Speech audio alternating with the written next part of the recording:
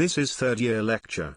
I pray that all the Muslims will benefit from this work, and that it will be a source of blessings in both worlds for Bruges instructors, Olim online team and volunteers who participated in it in any way. Amin. الحمد لله رب العالمين والعاقبة للمتقين ولا عدوان إلا على الظالمين صلى الله على نبينا محمد.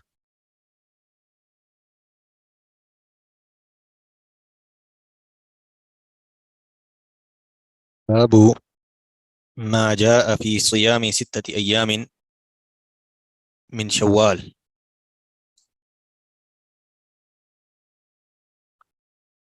گفتگو ہے اس بارے میں کہ اگر کوئی شخص شوال میں کے مہینے میں 6 دن روزہ رکھنا چاہے تو. حدیث نمبر 759.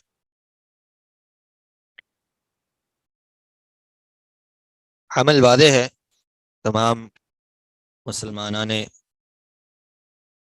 ملت یہ جانتے ہیں کہ رمضان کے روزوں کے بعد شوال میں 6 روزوں کا اہتمام کرنا یہ عمل نبی علیہ الصلاۃ والسلام سے ثابت ہے،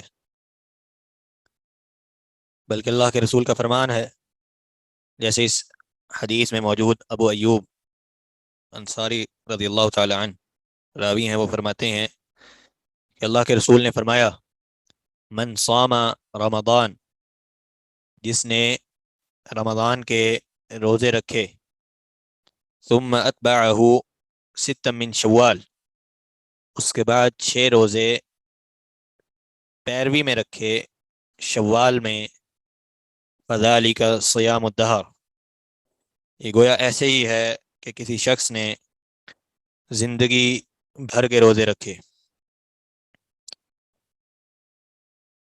اس باب میں جناب جابر بن عبداللہ اور ابو ہریرہ اور ثوبان رضی اللہ تعالی عنہم کی حدیث بھی مروی ہے.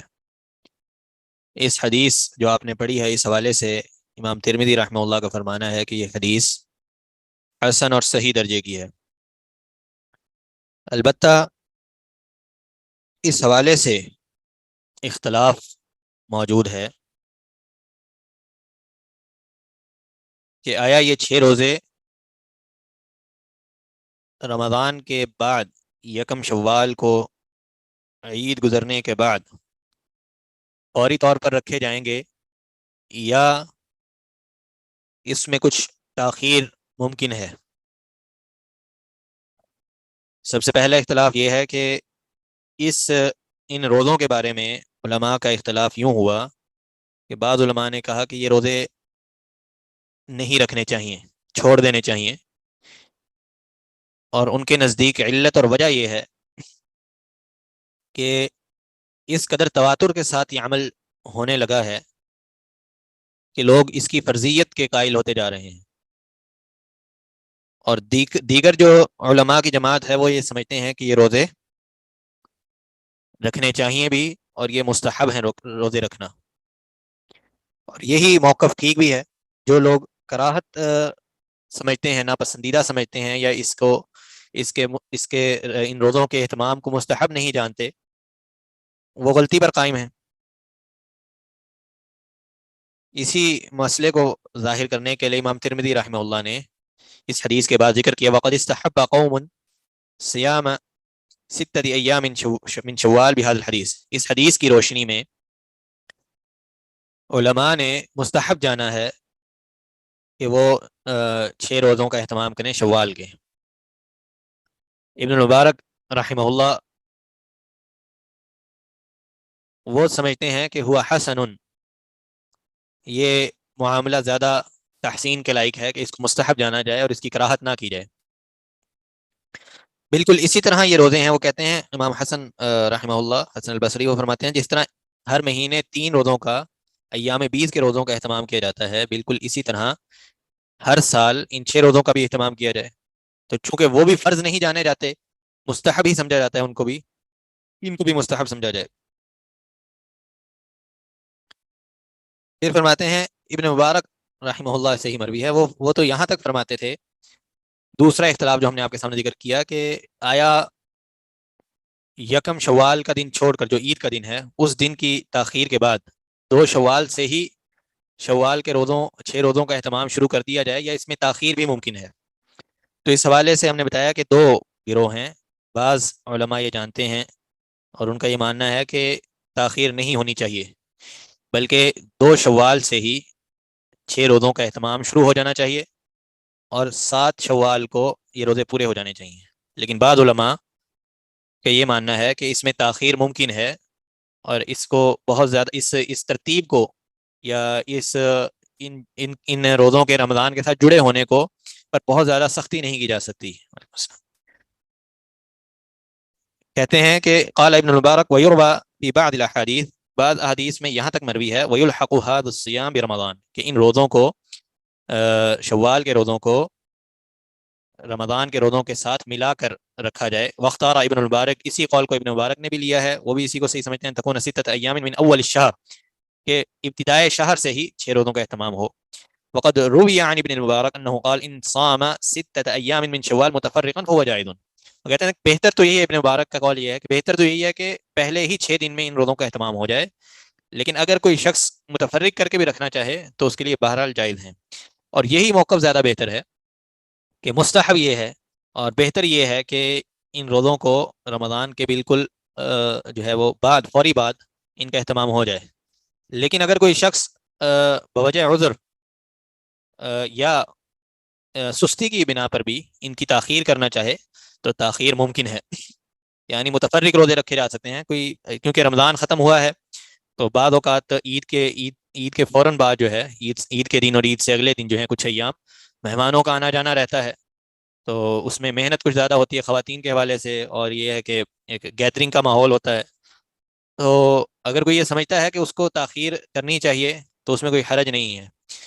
یا اگر کوئی شخص بیمار ہے یا سفر پر جا رہا ہے کسی اور علاقے میں، وہ اپنے گاؤں میں جا کر عید کرتا ہے اور وہاں پر مہمانوں کا رہنا ہوتا ہے، اور پھر اس نے واپس اپنے گھر آنا ہے جہاں پر اس کا مسکن ہے، اور یہ سمجھتا ہے کہ میں وہیں جا کر روزوں کا اہتمام کروں گا، یہ کروں گی، تو اس کے لیے بھی رخصت ہے۔ تو رخصت بہرحال ہے، اگر کوئی شخص یہ سمجھتا ہے کہ ان روزوں کو انہی 6 دنوں میں مکمل کرنا ہے جو پہلے 6 دن ہیں، تو یہ صحیح موقف نہیں ہے، واللہ عالم راجح موقف یہی ہے کہ انسان جو ہے وہ فوری طور پر روزے اگر اہتمام کر سکتا ہو تو بہت اچھا ہے، لیکن اگر کسی عذر کی بنیاد پر یا سستی کی بنیاد پر بھی اس کو تاخیر کرنی پڑے تو اس کی اجازت ہے۔ وقد روى عبد العزيز بن محمد عن صفوان بن سليم وسعد بن سعيد هذا الحديث عن عمر بن ثابت عن ابي ايوب عن النبي صلى الله عليه وسلم هذا، وروى شعبة عن ورقاء بن عمر عن سعد بن سعيد هذا الحديث۔ وسعد بن سعيد اصل میں ابھی اس حدیث میں ایک راوی ہیں سعد بن سعید، آپ لوگوں کے پاس غالباً سند نہیں ہے تو میں سند دوبارہ پڑھ دیتا ہوں۔ فرماتے ہیں امام ترمذی رحمہ اللہ قال حدثنا احمد بن منيع قال حدثنا ابو معاوية قال حدثنا سعد بن سعيد عن عمرو بن ثابت عن ابي ايوب۔ یہ جو سعد بن سعید ہیں اس حدیث میں، ان کے حوالے سے یہ علماء کا ماننا تھا کہ ان پر کلام کیا گیا ہے، اور ان پر واقعتاً کلام ہوا، لیکن یہ کلام ان کی عدالت پر نہیں تھا بلکہ ان کے حفظ پر، کہ وہ تھوڑی حفظ میں ان کی کمی تھی۔ اسی بات کو ظاہر کرنے کے لیے امام ترمذی رحمہ اللہ نے ان کی مزید 3 سندیں یہاں پر ذکر کر دیں۔ ایک سند جو ہے وہ آپ نے پہلے پڑھ لی، دوسری سند میں وہ صفوان بن سلیم و سعد بن سعید جو ہیں یہ دونوں روایت کر رہے ہیں عبد العزیز بن محمد سے۔ اب یہاں پہ سعد بن سعید کا ایک اور ساتھی آ گیا جو اسی حدیث کو ابو ایوب رضی اللہ تعالیٰ عنہ سے روایت کرتے ہیں، تو یوں متابعت آپ نے پڑھی ہوگی، اصول حدیث میں پڑھی ہے متابعت، تو یہ متابعت کا ایک متابعت تامہ کی ایک مثال ہے، ٹھیک ہے۔ تو گو کے سعد بن سعید جو ہیں وہ حفظ کے اعتبار سے تھوڑے کمزور ہیں، لیکن چونکہ ان کے ہی دور کے انہی کے ہم عصر صفوان بن سلیم جو ہیں وہ بھی اسی حدیث کو اسی سند کے ساتھ عمر بن ثابت عن ابی ایوب سے روایت کر رہے ہیں، لہذا اس حدیث کو بھی تقویت حاصل ہو جاتی ہے۔ جو امام ترمذی نے اس حدیث کو صحیح کہا ہے اور حسن کے درجے پر پہنچایا ہے اس کی وجہ یہی ہے، ٹھیک ہے۔ وروى شعبة عن ورقاء بن عمر عن سعد بن سعید هذا الحديث، اسی طرح امام شعبہ نے بھی جو ہے امام ترمذی کے بعد اس حدیث کو سعد بن سعید کی سند سے اس کو نقل کیا۔ سعد بن سعید، یہ جو سعد بن سعید ہیں جن پر ہم کلام کر رہے ہیں وہ یحییٰ بن سعید الانصاری جو ہیں ان کے रहमहुल्लाह उनके भाई हैं। वक़द तकल्लम बाज़ अहल इल्म अहल हदीस फ़ी सअद इब्न सईद मिन क़िबल हिफ्ज़िही, बाद अहल हदीस उलमा ने इनके हिफ्ज़ के ताल्लुक से कलाम किया है। वाज़ेह जी बात। फिर फरमाते हैं हदसना हन्नाद क़ाल अख़बरना अल हसन इब्न अली अल जुअफ़ी अन इसराईल अन इसराईल अबी मूसा अन अल हसन अल बसरी क़ाल कान इज़ा ज़ुकिर इंदहु सियाम सित्तति अय्याम मिन शव्वाल फ़यक़ूलु वल्लाहि लक़द रज़ियल्लाहु बिस्सियामि हाज़ा अश-शहर अन अस-सनति कुल्लिहा। तो यहाँ पर दूसरी रिवायत वल्लाहु आलम ये जिक्र की है, लेकिन इसको नंबर नहीं दिया गया, ठीक है। लेकिन ये रिवायत भी मुकम्मल तौर पर जो है वो हसन अल बसरी रहमहुल्लाह के उस कौल की वजाहत है जो जो इस हदीस की फजीलत में जिक्र किया जाता है। फरमाते हैं काना इज़ा ज़ुकिरा इंदहु सियाम सित्तति अय्याम मिन शव्वाल, जब उनसे शव्वाल के रोज़ों के बारे में पूछा जाता कि आप क्या समझते हैं, इसमें हमें इख्तलाफ नजर आ रहा है। कुछ सहाबा कहते हैं कि इनको रखना चाहिए, कुछ इसकी कराहत के कायल हैं, तो आपका क्या फरमाना है। फरमाते हैं वल्लाहि लक़द रज़ियल्लाहु बिस्सियामि हाज़ा अश-शहर, अल्लाह की कसम अल्लाह इस महीने के रोज़ों पर राज़ी होता है और उसका सवाब देता है अन सनति कुल्लिहा, पूरे एक साल के बराबर। इस सवाब का जिक्र नबी अलैहिस्सलातु वस्सलाम की दीगर अहादीस में मौजूद है। और वो अहादीस हैं इमाम तबरानी रहमहुल्लाह ने जिक्र की है, जिसमें ये अल्फाज मौजूद हैं। फरमाया कि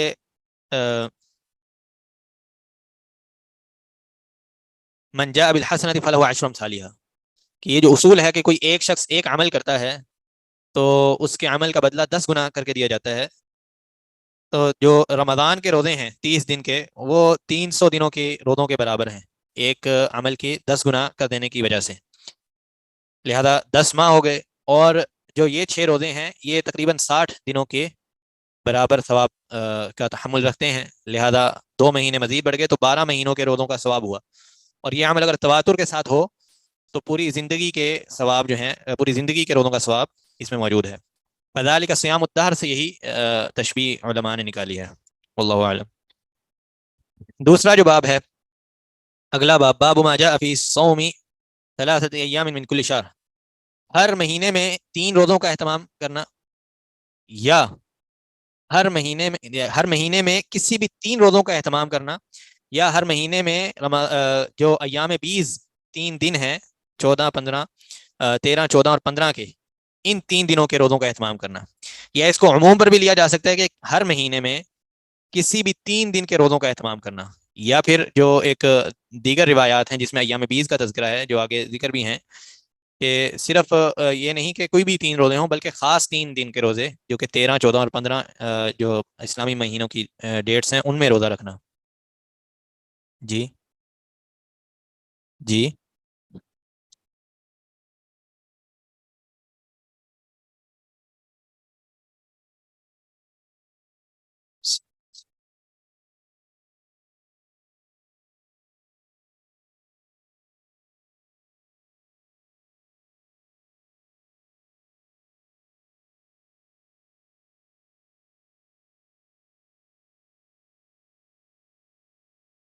अल्लाह आलम, मेरे नज़र से तो इस रिवायत का कोई गुज़र नहीं हुआ।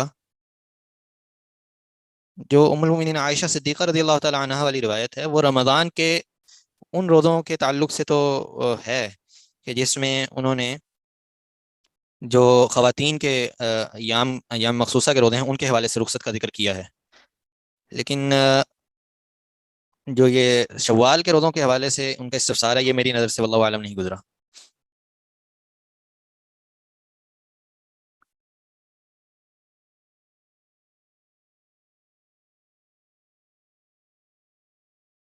नहीं, ऐसी कोई तौजीह नहीं है, इसमें कोई तखसीस नहीं है।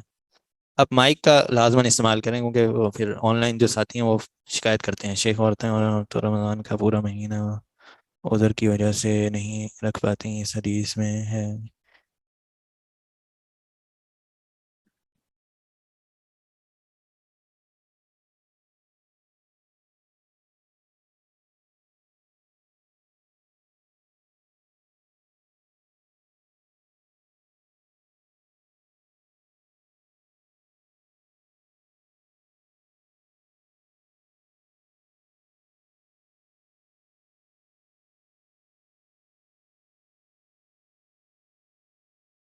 جی یہ جو معاملہ ہے کہ خواتین کے تو رمضان کے روزے ہی مکمل نہیں ہو پاتے اللہ کی تقدیر کے غالب ہونے کی وجہ سے، جو معاملہ خواتین کا ہے، تو پھر وہ شوال کے روزے کیسے رکھ سکتی ہیں؟ اس میں علماء کا جو صحیح موقف ہے وہ یہی ہے کہ وہ شوال کے روزے بہرحال رکھ لیں، اور ان روزوں کی چونکہ مدت جو ہے وہ، یہ سوال بعین ہی شیخ وسی اللہ عباس سے بھی ہوا، ہم مکہ میں تھے، شیخ کے سامنے موجود تھے، وہاں ہم نے یہ جواب سنا، اور یہ یعنی مقبول جواب اس کو کہا جا سکتا ہے کہ جو شوال کے روزے ہیں ان کے لیے جو ہے جو مدت ہے وہ ایک ماہ کی ہے، زیادہ سے زیادہ ایک ماہ آپ روزے رکھ سکتے ہیں شوال کے، اس کے بعد ان کا وقت ختم ہو جاتا ہے، جبکہ جو روزے ہیں رمضان کے، ان کی رخصت بہرحال نبی علیہ الصلوۃ والسلام کی حدیث جو ام المؤمنین عائشہ صدیقہ اور دیگر ازواج مطہرات سے مروی ہے، ان کی مدت جو ہے وہ اگلے رمضان کے آغاز سے قبل تک باقی ہے، ٹھیک ہے؟ تو یہ روزے پھر زیادہ مقدم مانے جائیں گے مدت کے اعتبار سے بنسبت رمضان کے بقیہ روزوں کے، تو رخصت یہ دی جا سکتی ہے کہ آپ شوال کے روزے رکھ لیں، کیونکہ وہ بھی 6 روزے ہیں، آپ نے پچھلا پورا مہینہ روزوں کے طور پر روزے داری کے طور پر گزارا ہے، پھر 6 روزے آپ یہ رکھتے ہیں، اور جو ایام مخصوصہ ہیں ان کے بھی کوئی 7-8 دن کے روزے اگر بن جائیں تو یہ پھر آدھے مہینے کے تقریباً روزے بن جائیں گے، تو یہ اس طرح تواتر کے ساتھ کوئی 1.5-2 ماہ کے روزوں کا اہتمام بہرحال مشکل ہو جائے گا، اسی لیے تو جو ہے وہ جو جس شخص سے رمضان کے روزے کی حالت میں جماع سرزد ہو جائے اور ازدواجی تعلقات قائم کر لیں تو اس کی سزا کے طور پر 2 مہینوں کے متواتر روزے کا حکم دیا گیا، کیونکہ یہ مشقت ہے، اس میں مشقت ہے، تو یہ رخصت بہرحال دیگر دلائل سے لی جا سکتی ہے کہ آپ شوال کے روزوں کا اہتمام کر لیں، کیونکہ اس کے دن تھوڑے ہیں، ایک ماہ کا عرصہ ہے، اور جو رمضان کے روزے ہیں ان کی تاخیر کی جا سکتی ہے، واللہ اعلم۔ اور جی دونوں کی نیت ساتھ نہیں ہو سکتی، ٹھیک ہے؟ دونوں کی نیت ساتھ کس لیے نہیں ہو سکتی؟ چونکہ جو رمضان کے روزے ہیں وہ فرض ہیں، اور جو شوال کے روزے ہیں یہ متنفل ہیں، ٹھیک ہے؟ ان کی نیت نفل کے طور پر کی جاتی ہے، اور رمضان کے روزوں کی نیت فرض کے طور پر کی جاتی ہے۔ جی حدیث نمبر جو اب ہم آگے پڑھیں گے وہ ہے 760، تو وہ اس حدیث سے آگے دوبارہ کلاس شروع کی جائے گی، تو نیت آپ ایک نہیں کر سکتے ہیں، البتہ اگر کسی شخص کی نیت ہو کہ میں 3-4 نفلی نیتیں جمع کر لوں تو یہ بہرحال ممکن ہے، جیسے کوئی شخص پیر کے دن روزہ رکھ رہا ہے اور پیر کے دن ہی وہ روزہ رکھنا چاہتا ہے شوال کے مہینے میں، تو وہ اس کو جمع کر سکتا ہے، لیکن اس کے ساتھ وہ یہ سمجھے کہ میں جو میرا جو روزہ رمضان کا باقی ہے اس کی تکمیل بھی کر لوں تو وہ ممکن نہیں ہوگا، اس کو ایک نیت کا اہتمام کرنا ہوگا، اور وہ فرض کی ہوگی یا نفلی ہوگی، نفلی نیت کا تعدد ہو سکتا ہے، اسی طرح جو فرض کی نیت ہے وہ جمع نہیں ہو سکتی، بہرحال فرض ایک وقت میں ایک ہی ادا کیا جائے گا، اگر کسی شخص نے یہ نیت کی ہے کہ اگر میرا یہ کام ہو جائے تو میں اتنے روزوں کی نظر مانتی ہوں یا مانتا ہوں اور میں وہ روزے رکھوں گی، تو پھر اس صورت میں آپ یہ نہیں کر سکتے کہ رمضان کے روزوں اب جب آپ کا وہ کام پورا ہو جائے تو آپ کو نظر کی ادائیگی آپ پر واجب ہو گئی ہے، ضروری ہو گئی ہے، فرض ہو گئی ہے، تو اب یہ ممکن نہیں ہے کہ آپ رمضان کے دوران ہی یہ نیت کر لیں کہ میرا جو فلاں کام تھا وہ ہوا اور اس کے لیے میں نے 10 روزوں کی نیت مانی تھی، لہٰذا اب میں یہ 10 روزے اس رمضان میں مکمل کر لوں، ان کو الگ سے ان کا اہتمام کرنا ہوگا، تو یہ اس طرح سمجھا جا سکتا ہے، واللہ اعلم۔ یہ حدیث نمبر 760 انشاءاللہ ہم پڑھیں گے۔ شیخ عبید نے کس حوالے سے بتایا کہ کر سکتے ہیں؟ سوال اصل میں 3-4 ہیں تو ذرا واضح ہو جائے گی بات، اللہ عالم۔ اور یہ ڈائریکٹ میسیج آپ کھول دیں اور سب کے پاس جانا چاہیے، یہ میسیج جو ہیں وہ آپ سب اسٹوڈنٹس کے پاس آ رہے ہیں، پتہ نہیں آ رہے ہیں، یا یہ ڈائریکٹ میسیج ہے، واللہ عالم۔ اوکے، یہاں سے شاید ہوگا یہ ریکارڈنگ آن ڈائریکٹ میسیج۔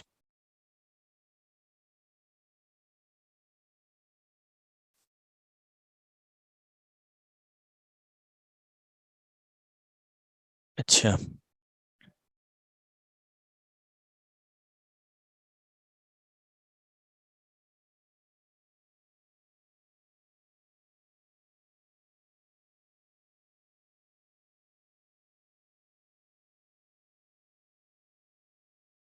چلیں نماز کے بعد انشاءاللہ دوبارہ پھر شروع کرتے ہیں.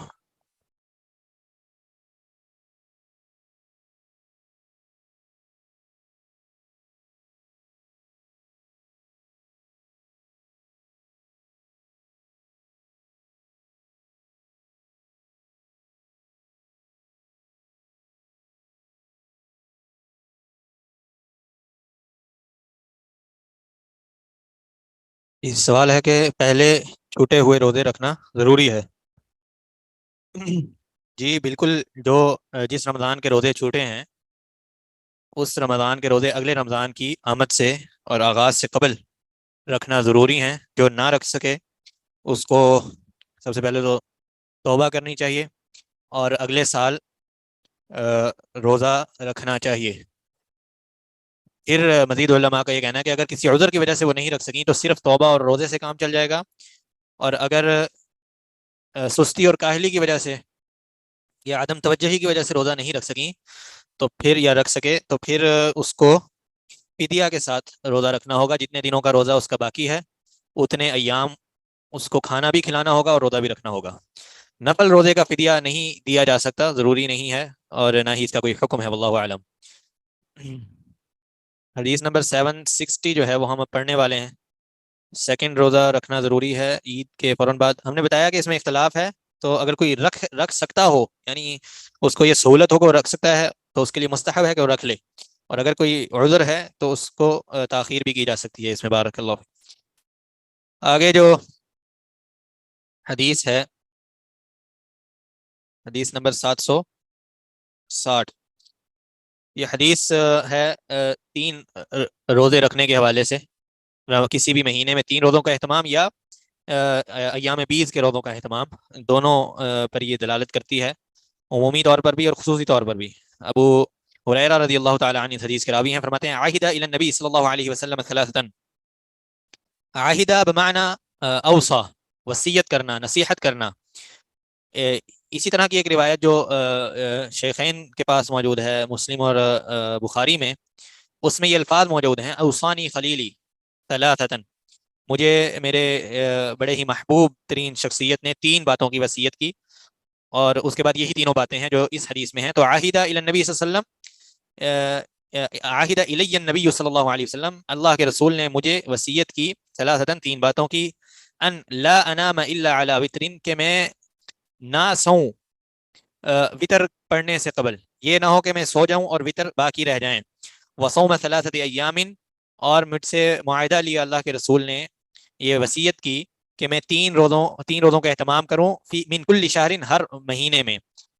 وان اصلی الضحى, اور مجھے اس بات کا بھی اہتمام کرنے کا حکم دیا کہ میں چاشت کی نماز کا یا اشراق کی نماز کا یا بہت سارے نمازوں کے نام یہاں پر ذکر کیے جاتے ہیں, اوابین کی نماز ہے, ان کے اس نماز کا اہتمام نہ کروں, ضروری کروں.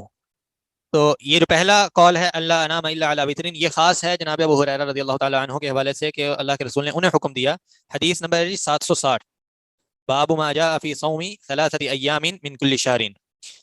تو فرمایا کہ میں وصیت کی مجھے اللہ کے رسول نے کہ میں وطر پڑھنے سے پہلے نہ سوؤں. دراصل معاملہ یہ ہے کہ وطر کا جو محبوب ترین وقت ہے وہ ہے کہ انسان سو جائے, سو کر دوبارہ اٹھے اور رات کے کسی پہر میں وطر کو ادا کیا جائے. یہ ہے افضل ترین معاملہ وطر کے حوالے سے احادیث کی روشنی میں. لیکن جناب ابو ہریرہ رضی اللہ تعالیٰ عنہ چونکہ ایک طالب علم تھے, اللہ کے رسول کے احادیث کے حوالے سے ہر وقت ان کا ایک معمول تھا, یاد کیا کرتے تھے, محنت کیا کرتے تھے. تو وہ فرماتے ہیں کہ اللہ کے رسول نے یہ خاص نصیحت مجھے کی کہ آپ نے جو ہے کبھی بھی وطر پڑھے بغیر نہیں سونا, کیونکہ ممکن ہے آپ سارا دن محنت کرتے رہے ہوں اور احادیث میں مشغول رہیں اور پھر آپ کی آنکھ لگ جائے, سو جائیں, تو دوبارہ آنکھ آپ کی نہ کھلے اور فجر ہو جائے. تو یہ خاص معاملہ ہے جناب ابو ہریرہ رضی اللہ تعالیٰ عنہ کے حوالے سے, اور بالعموم تمام طلاب العلم اور دیگر مسلمان جو یہ سمجھتے ہیں کہ اگر وہ سو گئے تو دوبارہ اٹھنا ان کے لیے پاسبل نہیں ہے, تو ان کو چاہیے کہ وہ سونے سے قبل ہی وطر ادا کر لیں. وگرنہ اصل وطر کا معاملہ ہم نے آپ کو بتایا کہ یہ ہے کہ وہ رات کے کسی پہر میں سو کر اٹھے اور پھر سو, یعنی 2 نومین کے درمیان وطر کا وقت ہے اصل, کہ 2 سونے کے درمیان 2 بار انسان سوئے تو درمیان کا جو وقت ہے اس میں وطر کی ادائیگی ہو. بعض حدیث میں اس طرح کے الفاظ موجود ہیں. وصوم ثلاثۃ ایام، اور 3 دن کے روزوں کے اہتمام کا حکم دیا. وہ 3 دن کے روزے جو پورے مہینے میں کسی بھی وقت ہو سکتے ہیں. یہ بھی ممکن ہے کہ جناب ابو ہریرہ رضی اللہ تعالیٰ عنہ کے حوالے سے مختص ہو معاملہ، لیکن عمومی بھی ہے، کیونکہ ابو ہریرہ رضی اللہ تعالیٰ عنہ کا معاملہ آپ کو بتایا کہ حدیث کے حوالے سے زیادہ مشغولیت کا تھا. تو ممکن ہے کہ نبی علیہ الصلوۃ والسلام نے یہ رغبت دیکھی ہو کہ چونکہ مصروف رہتے ہیں طلب علم میں، تو ہو سکتا ہے ایام بیس کے مخصوص ایام 3 دن 13 14 اور 15 کو وہ روزوں کا اہتمام نہ کر سکیں، اور یعنی مصروفیت ان کی ہو پڑھنے پڑھانے کے حوالے سے. اگر وہ روزہ رکھیں گے تو کچھ وہ مصروفیت میں خلل آ سکتا ہے. تو کہا کہ تم مہینے کے کسی بھی ایام میں ان 3 روزوں کا اہتمام کر لو. یا یہ بھی ہو سکتا ہے کہ اس کا معنی خصوصی ایام بیس کے حوالے سے اللہ کے رسول نے ان کو حکم دیا. وان اصلی الضحیٰ، اور مجھے چاشت اشراق یا اوابین کی نماز کا حکم دیا اللہ کے رسول نے. چاشت جو ہے وہ اس کی تفسیر کی جاتی ہے بعض علماء کے نزدیک کہ وہ سمجھتے ہیں کہ جو اشراق کا وقت ہے وہ سورج نکلنے کے فوراً بعد ہے، طلوع ہونے کے فوراً بعد 10 سے 15 منٹ کے بعد شروع ہو جاتا ہے. اور اسی وقت کا نماز اگر 10 بجے کے بعد آپ ادا کرنا چاہیں تو وہ چاشت بن جاتی ہے. اور بعض کے نزدیک یہ اگر آپ زوال سے پہلے پڑھ رہے ہیں تو اسی نماز کا نام جو ہے وہ اوابین بن جاتا ہے.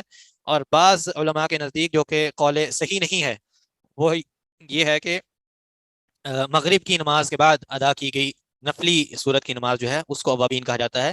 لیکن یہی قول جو ہم نے پہلے ذکر کیا وہ زیادہ بہتر ہے کہ چاشت ہو، اشراق ہو یا اوابین ہو، یہ ساری نمازیں ایک ہی ہیں، بس وقت کے اختلاف کے ساتھ ان کا نام مختلف ہو جاتا ہے. اگر کوئی سورج کے طلوع ہونے کے فوراً بعد اس نماز کی ادائیگی کرتا ہے تو وہ اشراق کی نماز ہے.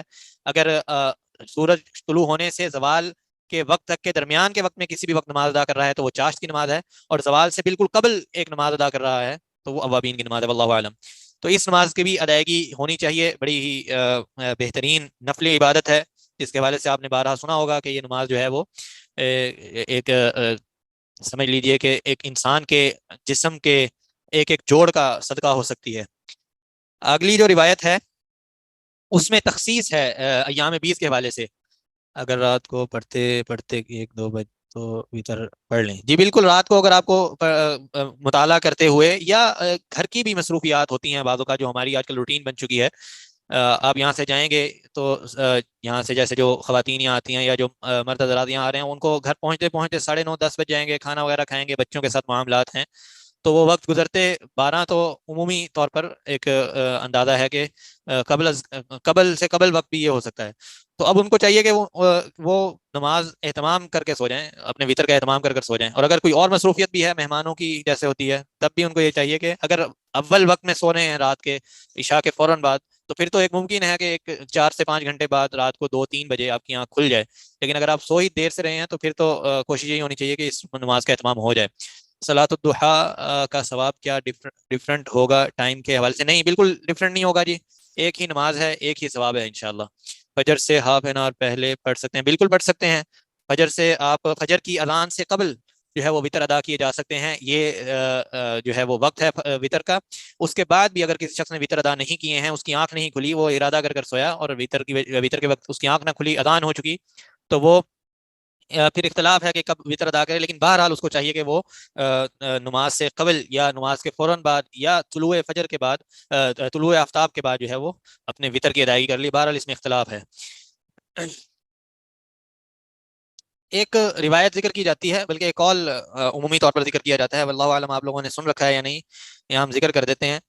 شیخ عبد الرحمن مبارک پوری رحمہ اللہ وہ ذکر کرتے ہیں کہ ہمارے شیخ نے یہ بات ہمیں بتائی کہ بعض لوگوں میں یہ بات مشہور ہے کہ جو شخص چاشت کی، اشراق کی یا کوئی بھی ایسی نفلی نماز کا آغاز کرتا ہے پھر اس کو چھوڑ دیتا ہے تو اس کو اندھا کر دیا جاتا ہے. تو کہتے ہیں کہ یہ بات صحیح نہیں ہے، بلکہ اس کا الٹا اثر یہ ہے کہ لوگ ڈرتے کہ اگر ہم سے یہ چھوٹ گئی اور ہم اندھے کر دیے جائیں گے، اس نماز کا اہتمام ہی نہیں کرتے، شروع سے آغاز ہی نہیں کرتے ہیں. تو یہ بات قطعاً صحیح نہیں ہے، واللہ اعلم. دوسری حدیث جو اس حوالے سے ذکر کی گئی، ابو ذر غفاری رضی اللہ تعالیٰ عنہ فرماتے ہیں اللہ کے رسول نے فرمایا یا ابا ذر اذا صمت من الشهر 3 ایام فصم 13 و14 و 15 کہ اگر آپ چاہتے ہیں کہ رمضان کسی بھی مہینے میں 3 روزوں کا اہتمام ہو تو اس میں تاریخ جو ہے وہ آپ کے پاس 13 14 اور 15 کی ہے. اس حدیث میں صراحت ہو گئی ہے تخصیص کے ساتھ ایام کی. وفي الباب عن ابي قتاده وعبد الله بن عمر وقرة بن اياس المزني وعبد الله بن مسعود وابي عقرب وابن عباس وعائشه وقتاده بن ملحان اور دیگر صحابہ کرام سے یہ روایت مروی ہے. وقد روي في بعض الحديث ان من صام 3 ايام من كل شهر كان كمن صام الدهر یہ بھی روایت بہرحال موجود ہے ثواب کے حوالے سے ایام بیس کے، کہ جس شخص نے ہر ماہ ان 3 روزوں کا اہتمام کیا ہو اس کے لیے ثواب جو ہے وہ ایسے ہی ہے جیسے اس نے زندگی بھر کے روزے رکھے ہوں۔ زمانہ، زمانہ الدہر، زمانے بھر کے روزے رکھنا، زمانے بھر کے روزے رکھنا معنی کہ اس کی جو زندگی ہے اس زندگی کے بقدر اس نے روزے رکھے۔ فجر کی اذان کے بعد فجر کی سنتوں سے پہلے اگر تہجد مس ہو گئی ہو تو پڑھ سکتے ہیں۔ تہجد کے حوالے سے بہرحال یہ حکم نہیں ہے کہ جو ہے وہ اس کو بھی اس کی بھی قضا دی جائے، واللہ اعلم۔ شیخ اشراق وغیرہ کی کتنی رکعت پڑھی؟ ہاں، اشراق وغیرہ کے حوالے سے جو اقل الشیء ہے، کم سے کم جو ہے وہ 2 رکعت ہیں، اور اس سے زیادہ آپ جتنی بھی پڑھ سکتے ہیں، کوشش کر سکتے ہیں، پڑھ سکتے ہیں، اتنی ادا کی جا سکتی ہیں، لیکن کم از کم 2 رکعت کا حکم ملتا ہے۔ البتہ اس کا طریقہ یہ ہے کہ اس کو مثنا مثنا کے طور پر پڑھا جائے گا، 2 رکعت کر کے، اور یہی موقف صحیح بھی ہے، ٹھیک ہے۔ 4 رکعت اکٹھی جوڑ کر نہیں پڑھنی چاہیے۔ مستحب عمل یہ ہے کہ صلاۃ الضحیٰ ہو یا کوئی بھی نفلی نماز جو آپ دن کے وقت میں ادا کر رہے ہیں، اس کو 2 2 کر کر ادا کیا جائے، سوائے ان نمازوں کے جن کے 4 رکعت 2 تشہد کے ساتھ پڑھنے کا حکم ملتا ہو، جیسے کہ ظہر سے قبل کی جو 4 رکعت ہیں، ان کے حوالے سے ایک روایت ملتی ہے کہ اس میں 4 رکعت جو ہیں وہ اکٹھی پڑھنے کا ایک عمل ثابت ہے، لیکن اگر اس میں بھی دیگر روایات کو دیکھا جائے تو وہ زیادہ بہتر یہی ہے کہ 2 2 رکعت کر کے جو ہے ان رکعت کا اہتمام کیا جائے، ظہر نہیں، عفواً عصر کی نماز کے حوالے سے۔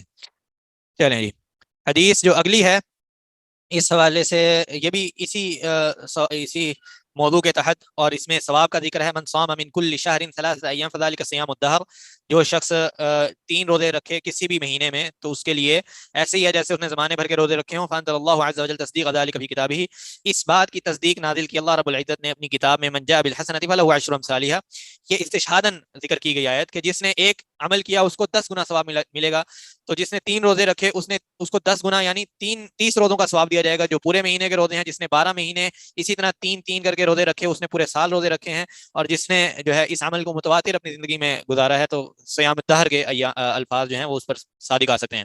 ابو عیسیٰ امام ترمذی رحمہ اللہ فرماتے ہیں یہ حدیث جو ہے حسن اور صحیح درجے کی ہے۔ تو صرف نماز کی سنتیں جو 4 ہوں تو کیا 2 2 کر کے پڑھیں؟ جی، میں نے آپ کو بتایا کہ عصر کے حوالے سے ایک روایت ملتی ہے جس میں غالباً مسند احمد کی روایت ہے، جس میں یہ حکم دیا کہ 4 رکعت متواتر پڑھی گئیں، تو اس میں بھی جو صحیح ترین احادیث ہیں اس میں 2 2 کا عمل جو ہے وہ زیادہ مناسب معلوم ہوتا ہے، اور عمومی طریقہ جو شریعت نے سمجھایا ہے اس میں یہی ہے کہ رات کی نماز اور دن کی نماز صلاۃ اللیل والیوم والنہار مثنا مثنا 2 2 کر کے پڑھی جائیں، ٹھیک ہے۔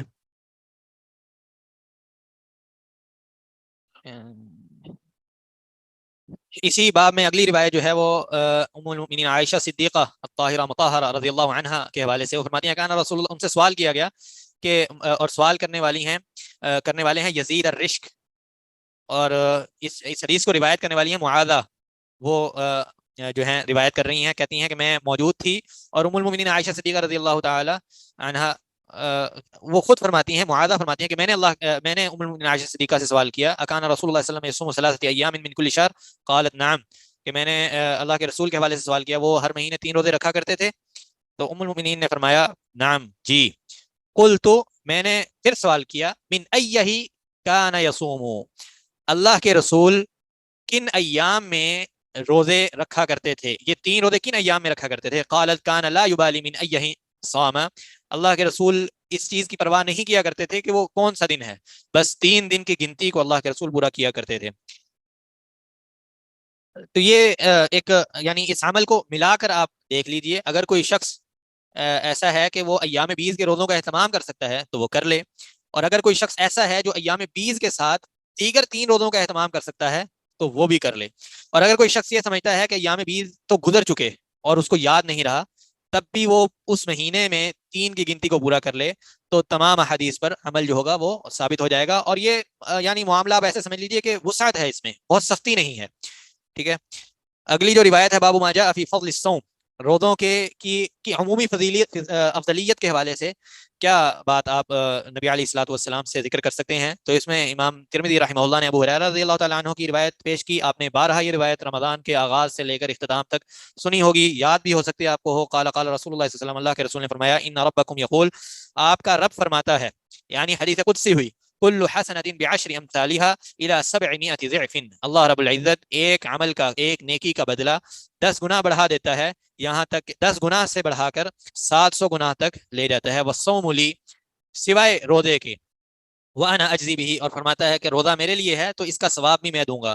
الصوم جنۃ من النار، یہ جو روزہ ہے یہ ڈھال ہے، ڈھال، جو ڈھال ایک مجاہد اپنی حفاظت کے لیے، اپنے بچاؤ کے لیے، اپنے وقایا کے لیے استعمال کرتا ہے، اب کفار سے لڑتے ہوئے اور اپنے دشمن سے لڑتے ہوئے، تو یہ ایک ڈھال ہو سکتی ہے شیطان کے حملوں سے بچنے کے لیے، آگ سے بچنے کے لیے تمہاری ڈھال ہو سکتی ہے، فتنوں سے بچنے کے لیے تمہاری ڈھال ہو سکتی ہے۔ ولا خلوف فم الصائم اطیب عند اللہ من ریح المسک، جو جو بو یا جو اسمیل ایک روزے دار کے لعاب سے اور اس کے منہ سے پیدا ہوتی ہے، وہ اللہ رب العزت کے نزدیک مسک، جو سب سے قوی ترین خوشبو ہے اور خوبصورت ترین جو ہے وہ مسک استعمال کی جاتی ہے، فرمایا کہ اس سے بھی بہتر ہے۔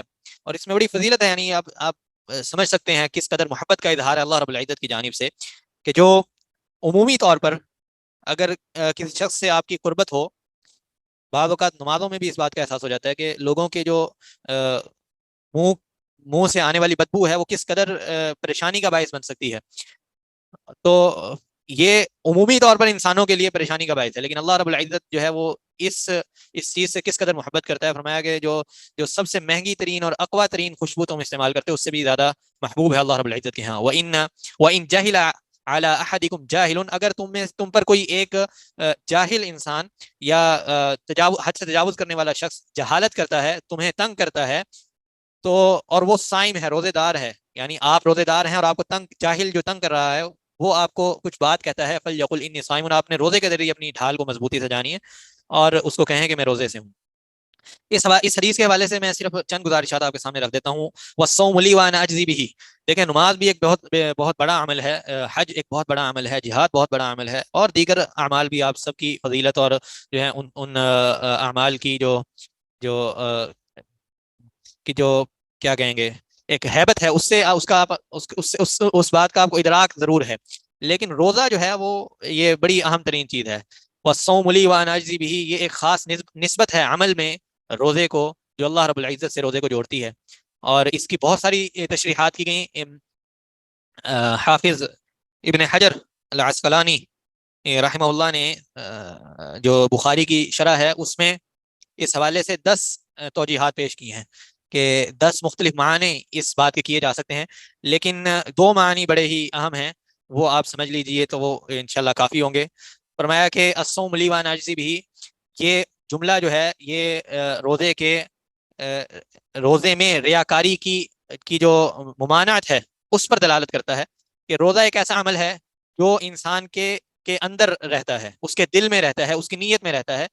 باقی نماز آپ ایک ظاہر کر کے ادا کرتے ہیں، ٹھیک ہے، اسی طرح اگر آپ ذکر بھی کر رہے ہیں تو کم سے کم آپ کے ہونٹ ہل رہے ہیں، کوئی آپ کو دیکھ رہا ہے، تو اس میں بھی ریاکاری کا عنصر آ سکتا ہے۔ دیگر اعمال میں بھی ایک عمل جو ظاہری عمل ہے انسان کے اعضاء کا وہ شامل ہے، لیکن روزہ ایک ایسا عمل ہے جو جب تک انسان اپنی زبان سے ظاہر نہیں کرے گا اس وقت تک اس کا اظہار نہیں ہو سکتا، لہذا روزہ بذات خود ایک ریاکاری کے منافی چیز ہے۔ اسی لیے نبی علیہ الصلوۃ والسلام کی ایک حدیث بھی پیش کی جاتی ہے، فرمایا الصوم لا ریاء فی، لا ریاء فی الصوم لیس فی الصیام ریاء، یہ مختلف الفاظ ہیں۔ حدیث جو ہے وہ سندی اعتبار سے کچھ ضعیف ضرور ہے، لیکن اس اعتبار سے دیکھا جائے تو یہ معنی اس پر صادق آتا ہے۔ دوسرا جو معنی لیا جا سکتا ہے وہ یہ ہے کہ روزہ ایک الگ عمل ہے، اور بقیہ تمام اعمال جو ہیں ان کے ثواب کی مقدار اللہ رب العزت نے تعین کر دی کہ دیکھیں، فرمایا کل حسنۃ بعشر امثالها، اس حدیث کے شروع میں فرمایا کہ ہر عمل کا بدلہ 10 سے لے کر 700 گنا تک ہے، لیکن جو روزے کے ثواب کی مقدار کا علم ہے نا وہ صرف اللہ رب العزت کے پاس ہے۔ وہ اللہ رب العزت نے اس عمل جو یہاں پر ثواب ذکر کیا ہے اس سے کہیں گنا بڑا رکھا ہے، واللہ عالم۔ یہ ایک توجیہ کی جا سکتی ہے اس حدیث کی۔ باقی فضائل ہیں اس حدیث کے، جس میں ایک جو جنت کے دروازے والی حدیث ہے وہ آپ نے بارہا سنی ہے، وہ بھی صحیح حدیث ہے کہ جنت میں ایک دروازہ رکھا گیا جس کا نام ریان ہے، اور اس سے صرف روزے دار داخل ہوں گے، اور روزے دار جب داخل ہو جائیں گے تو ایک پیاس روزے دار محسوس کرتا ہے نا جب روزہ رکھ لیتا ہے، تو فرمایا کہ جب وہ اس دروازے سے داخل ہوگا تو اس کی پیاس کو بجھا دیا جائے گا، لم یظمأ ابدا، اور اس کو کبھی دوبارہ پیاس نہیں لگے گی۔ اور للصائم فرحتان، یہ والی حدیث ہے، چلیں اس پر پھر انشاءاللہ آئندہ کبھی گفتگو کریں گے. میرا خیال شیخ آ چکے ہیں تو زیادہ وقت نہ لیا جائے. بارک اللہ فیکم. کوئی سوال ہے تو کر لیجیے جلدی سے. اور اگر کوئی کہے کہ روزے کے بعد دیکھ لوں, روزے کے بعد اگر کوئی کہے کہ روزے کے بعد دیکھ لوں گا تو صحیح ہے. تو واللہ عالم, آپ کا سوال کافی جو ہے وہ تفننی ہے, اس پر مزاح کیا جا سکتا ہے. لیکن بہرحال یہ بھی ایک عمل صحیح نہیں ہے کہ انسان اپنے روزے کو, روزہ جو ہے اٹ سیلف صبر کی تلقین کرتا ہے نا آپ کو. تو صبر آپ کا یہ ہے کہ آپ اس سے کہیے کہ میں نے آپ کو معاف کر دیا, میں روزے سے ہوں, میں آپ کو کچھ نہیں کہوں گا. شیخ ہم نے جو روزے میں پڑھا تھا کہ ہجامہ نہیں کرانا چاہیے اور اسی کا ہی بلڈ ڈونیشن کا بھی حکم اسی میں ہی آتا ہے کہ میں ہجامہ آپ کی نہیں. آواز صحیح سن نہیں پا رہا, کیا فرما رہی ہیں؟ ہم نے جو یہ پہلے ایک حدیث پڑھی تھی روزے میں ہجامہ کے بارے میں کہ روزے میں ہجامہ نہیں کروایا جا سکتا, صحیح اور بلڈ ڈونیشن کا بھی حکم اس میں آ جاتا ہے. لیکن اگر کوئی صحیح. ایسی استثنائی صورت ہو, جیسے کسی کا جو ہے وہ بلڈ گروپ بہت ریئر ہوتا ہے ہوں. اور کوئی ایسی سچویشن ہو کہ کسی کی زندگی بچانے کا سوال ہو, تو ایسی صورت میں پھر جو ہے وہ کیا بلڈ دیا جا سکتا ہے؟ دیکھیں, ابھی مجھے علم نہیں ہے شیخ ہیں یا نہیں, میں آپ کو جلدی سے جلدی جس قدر ممکن ہو سکے گا ایک اصول بتا کر جا رہا ہوں. شریعت کے جتنے احکامات ہیں ان کے 5 مقاصد ہیں, ان کو مقاصد شرعیہ کہا جاتا ہے. سب سے پہلے زندگی, حیات, اس کے بعد دین, اور پھر مال, اور پھر آپ کی نسل, اور جو آپ سمجھ لیجئے کہ قسمت, اور 5ویں چیز ہے انسان کی عقل. ان 5 چیزوں کی حفاظت جو ہے, یہ تمام احکامات, شریعت کے جتنے احکامات ہیں وہ ان 5 چیزوں کی حفاظت کے لیے نازل کیے گئے ہیں. ٹھیک ہے, اگر کبھی آپ کو ایسا معاملہ درپیش ہو کہ آپ کو نظر آئے کہ دین اور عقل میں تعارض ہو رہا ہے, تو یہ جو ترتیب ہم نے آپ کو ذکر کیا ہے نا, زندگی, حیات انسان کی, پھر دین, پھر مال, پھر نسب, اور پھر عقل, اور بعض کی ترتیب کچھ مختلف بھی ہے, بعد نے نسب کو پہلے ذکر کیا, مال کو بعد میں ذکر کیا, اور عقل کو آخر میں ذکر کیا. تو مال اور نسب میں تھوڑا سا اختلاف ہے, لیکن دین اور حیات کے حوالے سے یہ ترتیب یاد رکھیں کہ حیات پہلے ہے, اس کے بعد پھر دین ہے. اگر کبھی اختلاف ہو جائے اس دین میں اور مال میں, یا دین میں اور نسب میں, تو آپ کو دین کو فوقیت دینی پڑے گی. کبھی اختلاف ہو جائے مال میں اور نسب میں, تو آپ کو نسب کو فوقیت دینی ہوگی. اگر کبھی اختلاف ہو جائے عقل میں اور مال میں, تو آپ کو مال کو فوقیت دینی ہوگی. اسی طرح اگر کبھی اختلاف ہو جائے آپ کے کسی شرعی معاملے میں اور زندگی کے حوالے سے, کسی کی حیات کے حوالے سے, تو آپ کو زندگی کو فوقیت دینی ہوگی. اس معاملے میں میرا خیال ہے کہ جواب مل سکتا ہے. واللہ اعلم. سبحانک اللہم. I pray that all the Muslims will benefit from this work, and that it will be a source of blessings in both worlds for Bruj instructors, Olim online team and volunteers who participated in it in any way. Amin. جی بسم اللہ الرحمن الرحیم. الحمدللہ والصلاة والسلام علی رسول اللہ وعلی آلہ وصحبہ ومن والا وبعد. جی الدرس الخامس والعشرون پڑھا تھا ہم نے, تو اس کی تمارین پڑھ. سب سے پہلے عجب عن الاسئلۃ الآتیہ, متى استيقظ زکریا من النوم. جی صفحہ نمبر 213. تمرین الاول, متى استيقظ زکریا من النوم.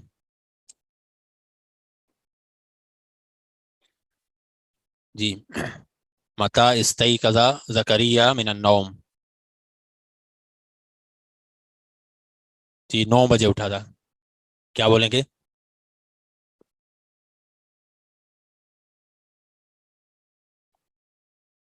جی استيقظ زکریا من النوم الساعة التاسعة.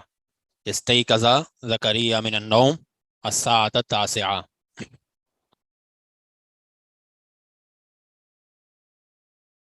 کیسے؟ جی جی یستیقظ, یعنی سوال ویسے ماضی میں ہوا ہے تو جواب بھی ماضی میں دینا ہے, یعنی اٹھے گا اگر ہو تو پھر یستیقظ زکریا من النوم, پیچھے سبق میں ہے اٹھتا ہے زکریا. یہ استیقظ یہ ماضی ہے, جی یہ ماضی ہے, اور مضارع یستیقظ, استیقظ یستیقظ. جی لما تأخر عبد الملک, لما تأخر عبد الملک.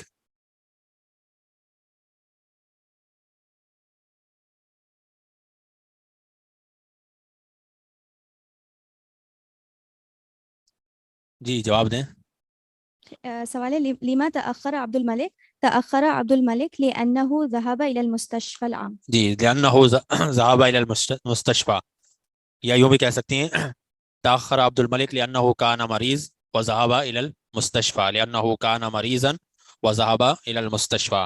ماذا طلب حامد من المدرس؟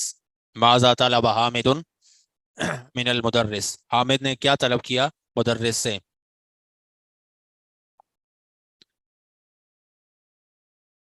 طلب حامد من المدرس بعض المال یا مبلغا من المال، مبلغا من المال. او استقرض حامد من المدرس، استقرض ای طلب القرض، حامد نے قرض طلب کیا مدرس سے. استقرض حامد من المدرس. یہ آگے دوسری تمرین ہے. من الابواب الفعل الثلاثی المزید باب استفعل زیدت فی اولی حمزہ وسین وتا نحو استقبل استغفر استمر. اس میں 3 لفظ جو شروع کے ہیں یہ زیادہ ہوئے ہیں. اصل تا فعال، حمزہ سین تا یہ زیادہ ہوئے ہیں. تو اس میں جتنے بھی اس طرح کے الفاظ ہیں اکثر غالباً جو ہے طلب کا معنی آتا ہے. اس میں طلب کا معنی استقبال استقبال کو طلب کرنا، ان کے آنے کو طلب کرنا. استغفر مغفرت طلب کرنا. اور بعض اوقات طلب کا معنی نہیں بھی ہوتا، استمرہ میں نہیں ہے. استمرہ کا مطلب ہے جاری رکھنا، استمرہ جاری رکھنا. جی آگے استخرج من الدرس الافعال الواردۃ فیہ من ھذا الباب. اس باب سے جو افعال آئے ہیں وہ درس سے نکالیں. جی دوسری لائن میں استلقیتو میں لیٹا. جی اور آخر میں اسی کے آخر میں استریح لکی استریح. جی تیسری لائن میں استیقظتو، جی استیقظتو. چوتھی لائن میں استحممتو. یہ آگے جو دوسرے پیراگراف میں لاستقبال رئیسہم، یہ مصدر ہے اسی باب سے. لاستقبال رئیسہم استقبل یستقبل استقبالا. جی آگے حدیث میں ہے فاستہدونی فعل امر ہے، استہدونی جمع جی جمع مذکر کا صیغہ ہے استہدونی. فاستطعمونی یہ بھی فعل امر جمع مذکر کا صیغہ ہے. اسی طرح فاستقسونی، جی فاستغفرونی یہ بھی سارے امر ہیں. یہ سبق نمبر 25 ہے. جی جی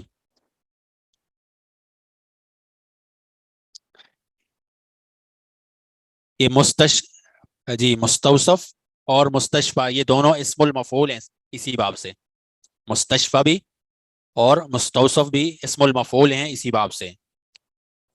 استوصفا یستوصف استیصافا، اور مستشفى کا ماضی ہوگا استشفى یستشفی استشفاء، طلب الشفاء شفا طلب کرنا. جی استاذنتا.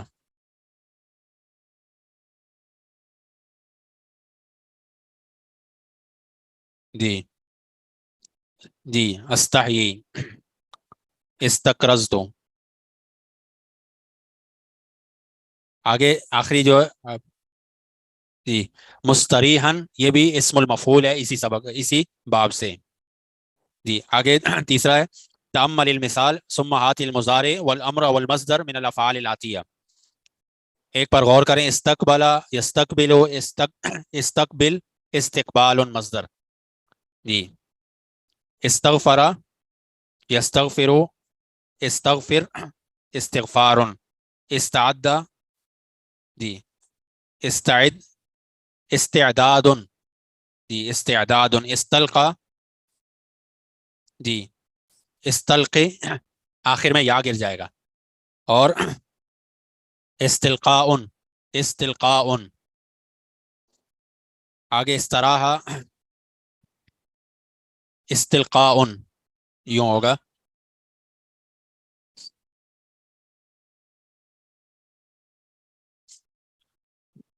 جی آگے استراح یستریح استرح استراحتن. دوسرا اس وزن پر بھی مصدر آتا ہے. استقال يستقيل جی استقل جی استقالتن. استفاد يستفيد یستفید استفد جی استفد استفادتن. معنی استقبال کا مطلب ہے استقبال کرنا. استغفر مغفرت طلب کرنا. استعد تیاری کرنا.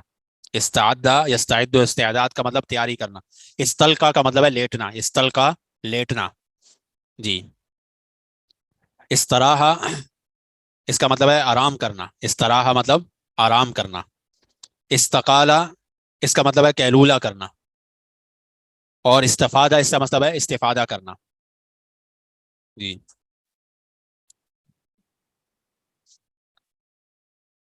آگے چوتھا عین فی الامثلۃ الآتیہ باب استفعل بمشتقاتہ. استفعل کے مشتقات میں سے متعین کریں. کون کون سے؟ تو استہم بالماء البارد.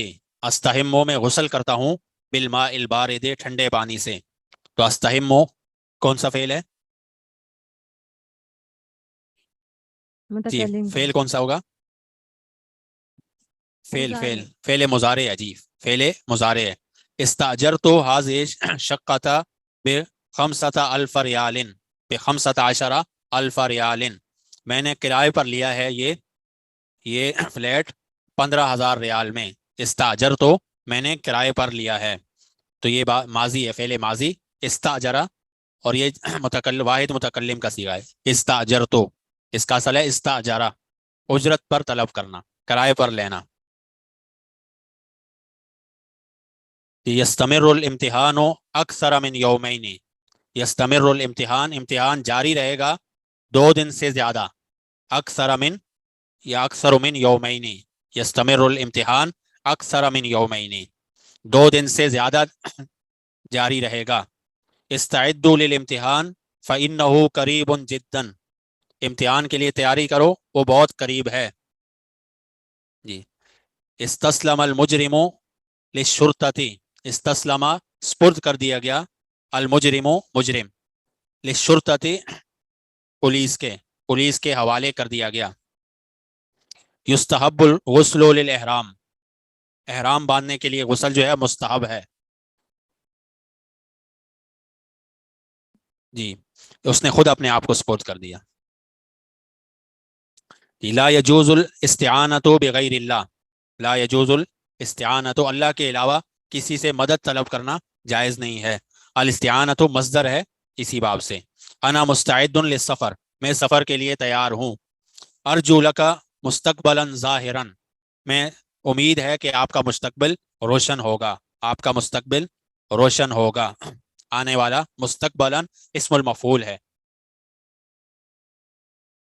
وفي التنزيل إذ قلنا للملائكة اسجدوا لآدم فسجدوا إلا إبليس أبى واستكبر وكان من الكافرين. واستكبر فعل ماضی ہے اسی باب سے. جی واضح. استلقيت على كفايا لكي أستريح. تو استلقيت میں لیٹا اپنی گدی کے بل، لكي أستريح تاکہ میں آرام کروں. کئی من النواسب مضارع و یسمى حرف مصدریت و نصب و استقبال. 3 نام آئے. ایک حرف مصدر کہلاتا ہے، دوسرا حرف نصب کہلاتا ہے، اور تیسرا استقبال کہلاتا ہے. کیونکہ مضارع کے اندر 2 معنی پائے جاتے ہیں، حال اور استقبال دونوں. جب کئی داخل ہوتا ہے تو یہ اس کو خاص کر دیتا ہے استقبال کے ساتھ، مستقبل کے ساتھ. تو اسی لیے حرف مصدریہ مصدر میں تبدیل کیا جا سکتا ہے اس سے بعد والے فعل کو، اور نصب دیتا ہے فعل مضارع کو، اس وجہ سے حرف نصب کہلاتا ہے. اور استقبال اس وجہ سے کہلاتا ہے کہ مضارع کو حال سے ختم کر کے استقبال کے ساتھ خاص کر دیتا ہے. لأنها تجعل ما بعدها في تعویل مصدر. اس لیے کر دیتا ہے ما بعدها اپنے بعد کو فی تعویل مصدر، مصدر کے تعویل میں. مصدر یعنی تبدیل ہو کے مصدر بنایا جا سکتا ہے. مثال کے طور پر استلقیت علی کفایا کئی استریحہ کو یوں بھی کہا جا سکتا ہے للاستراحت لکئی استریحہ للاستراحت بھی صحیح ہوگا، جیسے مثال میں بھی دیا ہوا ہے. فتاویل المثال السابق استلقیت علی کفایا للاستراحت والغالب ان تسبقها لام الجر التي تفید التعلیل. اور غالباً جو ہے اس سے پہلے لام جر آتا ہے کہ علت کے وجہ بیان کرنے کے لیے، لام تعلیل کہلاتا ہے. جی والغالب ان تسبقها، غالباً ایسا ہوتا ہے کہ اس سے پہلے آتا ہے لام الجر، لام جر التي تفید التعلیل جو تعلیل کا فائدہ دیتا ہے، یعنی لام علت یا لام تعلیل آتا ہے وجہ بیان کرنے کے لیے. یعنی جیسے میں سویا کیوں یا میں کیوں لیٹا, وجہ کیا تھی؟ تاکہ آرام کروں. فَإِن تسبقها فَهِيَ مُقَدَّرَةٌ, اگر اس سے پہلے نہ ہو تو اس کو مقدر مانیں گے. وہی علت کا معنی اس میں موجود ہوگا, وجہ یعنی تعلیل بیان ہوگی. اذا دخل لا النافیہ علی الفعل کتبت متصلۃ بکئی, اگر لا نافیہ فعل پر داخل ہو جائے تو کئی کے ساتھ مل کر جو ہے جڑ کر لکھا جاتا ہے. کئی کے ساتھ بکئی, جیسے لکئی لا, کئی کے ساتھ جو ہے جوڑ کر لکھ دیا جاتا ہے. نہ ہو اسر لکئی لا تتاخر عن الدرس, اسر جلدی کریں تاکہ سبق سے لیٹ نہ ہو. لکئی لا تتاخر عن الدرس.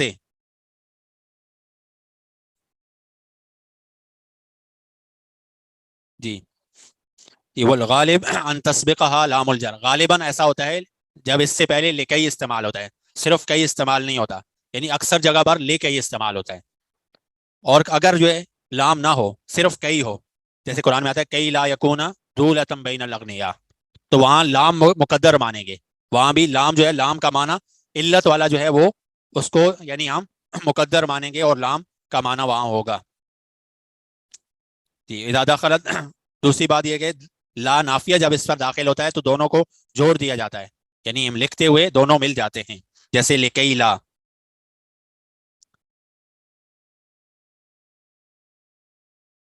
صرف کئی کے ساتھ. آگے تامل الامثلۃ الاتیہ لکئی, کئی کے لیے اس کی وضاحت کے لیے ان مثالوں پر غور کریں. التحقت بالجامعۃ الاسلامیہ لکئی اتعلم اللغۃ العربیۃ وعلوم الدین. التحقت, میں نے داخلہ لیا, بالجامعۃ الاسلامیہ, جامعہ اسلامیہ میں, لکئی اتعلم, وجہ کیا تھی؟ تاکہ میں جی عربی زبان کو سیکھوں. دوسرا لکئی جو ہے یہ لام اور نصب جو ہے اتعلم کو نصب دے دیا, اور اس کو مصدر میں کیسے تبدیل کریں گے؟ التحقت بالجامعۃ الاسلامیہ لتعلم اللغۃ العربیۃ, لتعلم اللغۃ العربیۃ. اگر اس کو مصدر میں تبدیل کرنا ہو تو اس کو تبدیل کیا جا سکتا ہے. اجتہد کئی تنجحا, اجتہد آپ محنت کریں, کئی تنجحا تاکہ آپ کامیاب ہو جائیں. جی تو یہاں کیسے تعویل کریں گے مصدر میں؟ اجتہد کئی تنجحا, اجتہد للنجاح, للنجاح, کیونکہ لام جو ہے پہلے جب ہم نے پڑھا کہ مقدر ہوگا, یہاں نہیں ہوگا, اس کو ہم مقدر مانیں گے. قال احمد لاختہ, احمد نے اپنی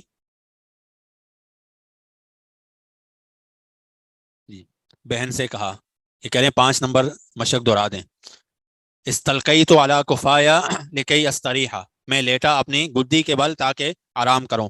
کئی من نواسب المضارع, کئی جو ہے مضارع کو نصب دینے والے ان حروف میں سے ہے جو مضارع کو نصب دیتے ہیں. وہ سما حرف مصدریہ و نصب و استقبال, اس کو حرف مصدر بھی کہتے ہیں, حرف نصب بھی کہتے ہیں, اور حرف استقبال بھی کہتے ہیں.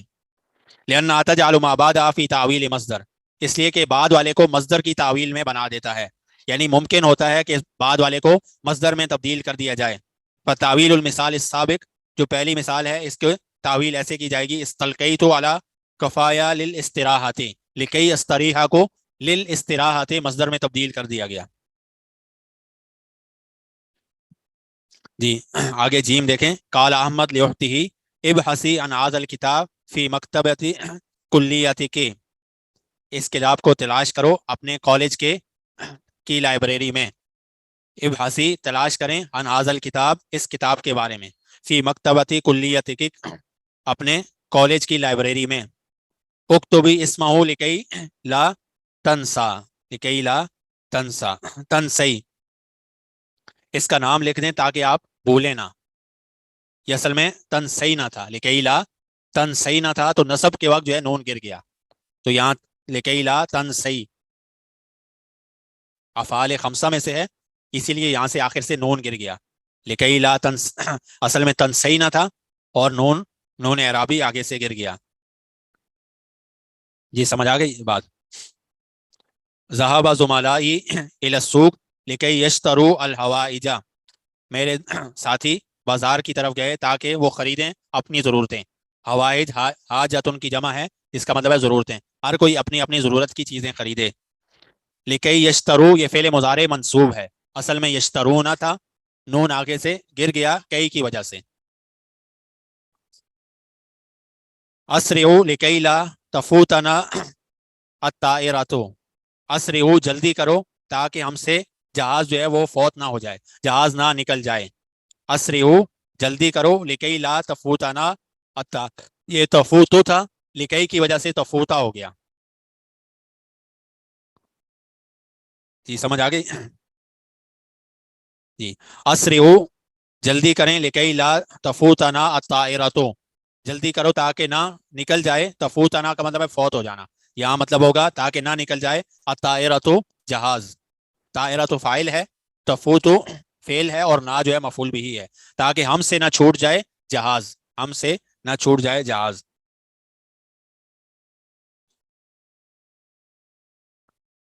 तो तफूतु था और तफूता हो गया कि फेल, ये वाहिद मुअन्नस गायब का सीगा है, जैसे तजरिबूत है उसी के वजन पे, तो तजरिबा हो गया। लिकई तजरिबा लिकई तफूता, पहले था फाता या फूतु, तफूतु था और कई की वजह से तफूता हो गया, मंसूब हो गया। समझ आ गया? इसमें लाम की जगह से आदम लगा दें, लिआदम फौत ताइरा, अस्रिउ लिआदम फौत ताइराती, लिआदम ला जहाँ हो उसको आदम से वो तावील करते हैं, लिआदम फौत ताइराती। जी वाजे। आगे ज़ाफ़िल फ़राग फ़ी मायाती लिकई लिकई ला सुम्मा अद्दिल फ़ेल अल्लज़ी यलीहा, इसमें खाली जगह पर लिकई या लिकई ला लगाना है और फेल को तब्दील करना है। इत्तसला कसीर मिन शबाब बिल जामिया, बहुत सारे नौजवानों ने राब्ता किया है जामिया में, इत्तसला का मतलब है राब्ता करना, फेल माजी है। कसीर मिन शबाब, बहुत सारे नौजवानों ने राब्ता किया है जामिया से। यस्तफ़सिरून अन शुरूतिल कबूल, वो इस्तिफसार कर रहे थे, पूछ रहे थे, तफसीर तलब कर रहे थे या तफसील मालूम कर रहे थे दाखिले के लिए, अन शुरूतिल कबूल, दाखिले के लिए शुरूत क्या हैं उसके बारे में पूछ रहे थे। तो कैसे लगाएंगे क्या? जी जी लिकई, जी लिकई यस्तफ़सिरू अन शुरूतिल कबूल, लिकई यस्तफ़सिरू अन शुरूतिल कबूल। कान मौइदुर रिहलती अस्साअत अस्सालिसता सबाहन, रहला सफ़र का वक्त था, वो 9 बजे था सुबह। फजलसना नतहद्दसु, और हम बैठ गए, बातें करना शुरू हो गए। ननामो, जी ताकि सो ना जाए, क्या लगेगा? लिकई ला ननामा, जी लिकई ला ननामा, जी ताकि सो ना जाए इसीलिए बैठकर बातें शुरू कर दी। साल तुका अस्इलतन कसीरतन, मैंने आपसे बहुत सारे सवाल किए। जी आगे क्या लगेगा? जी लिकई अफ़हमल मसअलता जय्यदन, लिकई अफ़हमल अल मसअलता जय्यदन। या जुर्जो गय्यर इस्मा का, या जुर्ज गय्यर इस्मा का, ए जुर्ज अपना नाम तब्दील कर दो। यजुन्नुन्नास अन्नका नसरानीयुन, लोग सोचेंगे कि आप नसरानी हैं। जी लिकई ला यजुन्नन्नास अन्नका नसरानी, ताकि ये लोग ये ना गुमान करें कि आप नसरानी हैं। या ज़ैनब इस्तई की जी मुबक्किरतन, जल्दी जो है उठा करें, बेदार हुआ करें। तताखरीन अन अदा इस्सलाति व दर्स, जी जी लिकई ला तताखरी अन अदा इस्सलाति व दर्स, ताकि आप लेट ना हो नमाज अदा करने से और क्लास से या सबक से। आगे है इज़न अंतज़िर, अंतज़िरका, अंतज़िरका इज़न मिन नवासिबिल मुज़ारे, इज़न भी नसब देता है मुज़ारे को। व तुसम्मा हर्फ जवाबिन व जज़ाइन व नस्बिन व इस्तिक़बालिन, हर्फ जवाब के लिए आता है, किसी के जवाब देने के लिए, या जज़ा, जिस तरह शर्त और जवाब जज़ाए शर्त आता है। जी 25 नंबर सबक है, खामिस वाल इशरून। जी और नसब के लिए और इसी तरह मुस्तकबिल के माना के लिए भी आता है। जी तअम्मल अल अमसिलतिल आतिया तफ़हम मानाहा, इन पर गौर करें تاکہ اس کا معنی سمجھ آئے. حامد سأزورک اليوم بعد صلاۃ المغرب انشاءاللہ، مغرب کی نماز کے بعد میں آپ کی زیارت کروں گا. خالد اذن انتظرکا، انتظرکا، جی کیا ایک تو نصب دیا اس نے، انتظرو تھا انتظرہ ہو گیا. دوسرا جواب ہے سأزورک کے جواب میں اذن آیا ہے. تیسرا مستقبل کے ساتھ خاص ہو گیا ہے، مستقبل کے ساتھ خاص بن گیا فعل مضارع. المدرس ھذا احسن معجم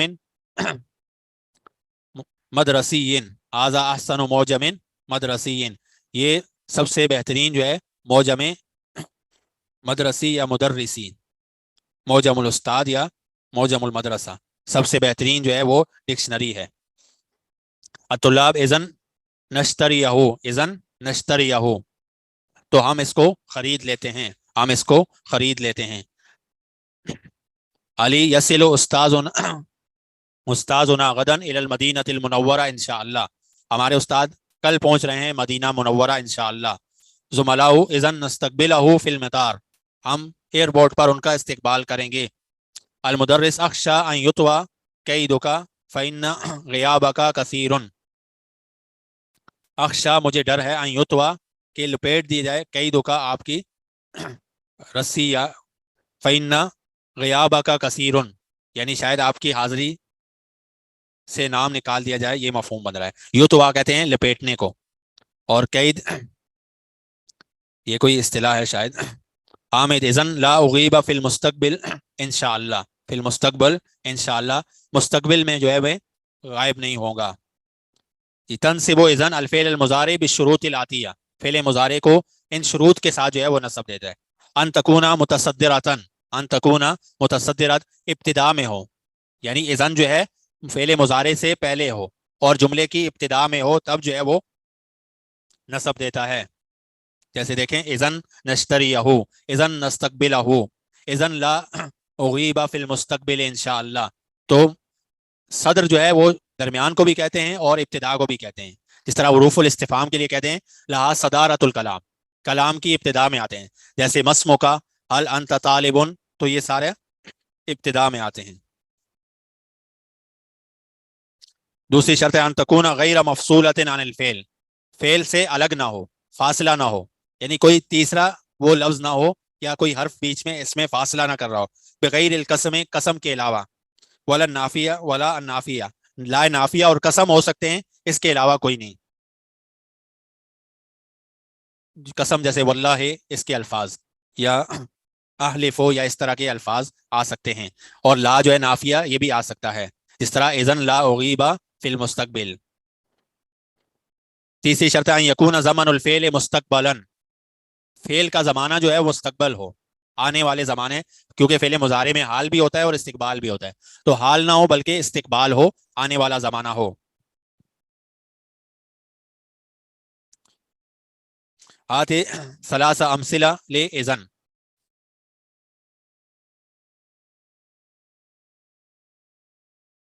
نہیں مضارع جو ہے وہ جو جس پر داخل ہو رہا ہے وہ مستقبل کے ساتھ خاص ہو، اس میں حال کا معنی نہ ہو. یعنی مضارع میں دو معنی ہوتے ہیں، تو اس میں اذن جب لگتا ہے تو اس وقت عمل کرے گا جس میں مستقبل کا معنی آ رہا ہو. مثال کے طور یہ آئندہ کے لیے ارادہ کر رہا ہے کہ ابھی آئندہ غائب نہیں ہوگا، اذن لا اغیب فی المستقبل. یہ کل کی بات کر رہا ہے کہ کل ہمارے استاد آئیں گے تو کل استقبال ہوگا، اور یہ اس نے ڈکشنری کا بتایا تو کہتے ہیں ہم خرید لیتے ہیں اس کو، یعنی مستقبل کی ارادہ کر رہا ہے، حال کا معنی نہ ہو. جی یقول طالب شیئا ویرد علیہ زمیلہ مستعملا اذن، یہ دو تمارین ہیں، تین مثالیں، یہ آپ بعد میں اگر اس کو نوٹ کر لیں یا اس کو لکھ لینا. یقول طالب شیئا ویرد علیہ زمیلہ مستعملا اذن، ایک طالب علم کوئی بات کرے اور دوسرا طالب علم اذن کے ساتھ اس پر رد کرے، اس کا جواب دے. جی آگے ساتویں تمرین ہے لا استحممت ولا افطرت، نہ میں نے غسل کیا اور نہ جو ہے ناشتہ کیا. اذا نفی الماضی بلا وجب تکرارها، جی جب ماضی جو ہے وہ لا کے ساتھ اس کی نفی آ رہی ہو تو اس کو تکرار کرنا لازمی ہے، یوں نہیں ہو سکتا لا استحممت وافطرت،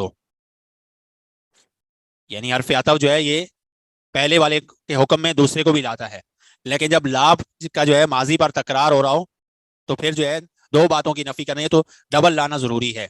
جیسے لا استحممت و افطرت یہ صحیح نہیں ہوگا, بلکہ لا استحممت ولا افطرت. اگر ما ہو اس کی جگہ یا جہاں بھی تکرار ہو رہا ہو تو ڈبل لانا چاہیے. پھر تنزیل فلا صدق ولا صلی. مثال کے طور پر اکلا و شرب زید, اکلا و شرب زید. اب زید فاعل ایک ہے, پیچھے دونوں کے حکم میں آ گیا, زید نے کھایا اور پیا. لیکن جب نفی کرنی ہو تو دو مرتبہ وہ لائیں گے, جیسے لا اکلا ولا شربا زیدن, لا اکلا ولا شربا زیدن. سمجھ آ گئی یہ بات؟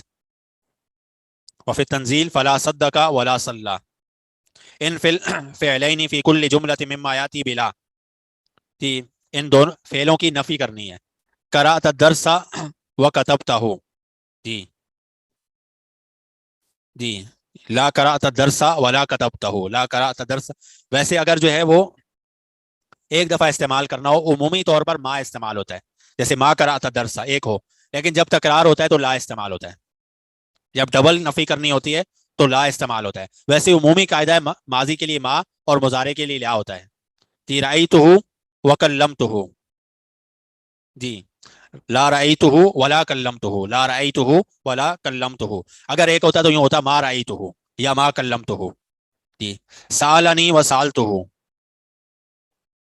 جی لا سألنی ولا سألتہ, لا سألنی ولا سألتہ. اکلنا وشربنا منذ البارحہ. جی لا اکلنا ولا شربنا منذ البارحہ. کل گزری ہوئی رات کو کہتے ہیں بارحہ, جو کل رات گزری ہے اس کو بارحہ کہتے ہیں.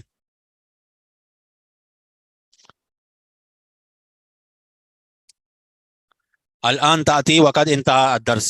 اذا دخلت الواو الحال على جملة فعلیہ فعل و ماض مثبت دخلت مع قد.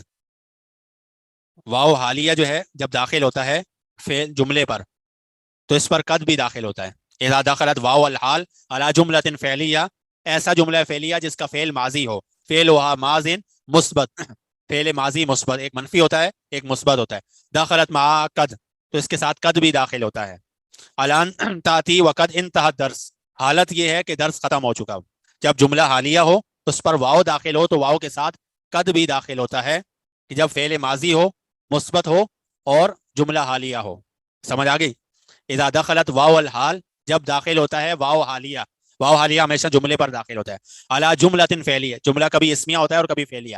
جب فعلیہ جملے پر داخل ہو وفعلها ماض, اور اس کا فعل ماضی ہو مثبت, فعل ماضی منفی بھی ہوتا ہے مثبت, یہاں مثبت ہو دخلت معها قد, تو اس کے ساتھ قد داخل ہوتا ہے. تأمل المثال ثم اکمل الناقص. دخلت المسجد والامام یسلم. دخلت المسجد وقد سلم الامام. دخلت المسجد, میں مسجد میں داخل ہوا اس حالت میں کہ امام سلام پھیر چکا تھا یا امام سلام پھیر چکے تھے. جملہ اسمیہ اور جملہ فعلیہ. جی دخلت المسجد والامام یکبر. جی جی وقد کبر الامام, امام تکبیر کہہ چکے تھے. دخلنا المسجد والمؤذن یقیم. جی جی وقد قام المؤذن, وقد اقام المؤذن. یہ اقامہ یقیم, قامہ یقوم خود کھڑا ہونا, اقامہ یقیم کسی کو کھڑا کرنا. یہ یقیم جو ہے اقامہ سے فعل مضارع ہے. جی اقامہ, جی وقد اقام المؤذن, وقد اقام المؤذن. اگر قامہ ہوتا تو یہاں یقوم ہوتا.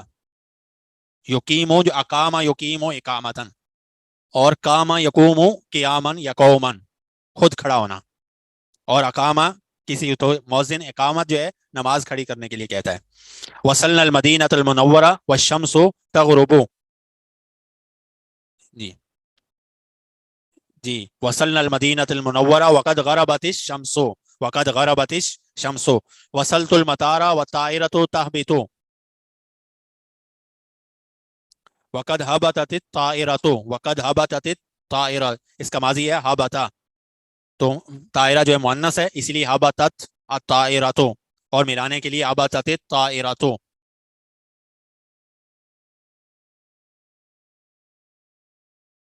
جی دخلت الفصل والمدرس يشرح الدرس. جی جی وقد شرح المدرس الدرس. وقد شرح المدرس الدرس. جی واو حال پلس جملہ اسمیہ. واو حال پلس قد پلس جملہ فعلی یا فعل و ماضی مثبت.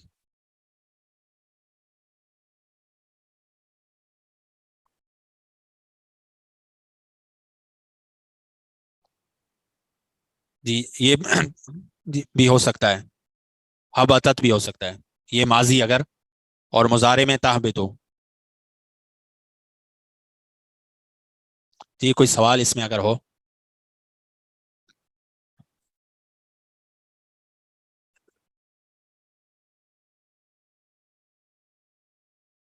جی بدھ والے دن آخری پیریڈ ہوگا, اس میں بتائیں گے پیپر کا بدھ والے دن انشاءاللہ. ویسے جو پہلے پیٹرن ہوتا تھا اسی طریقے سے آئے گا.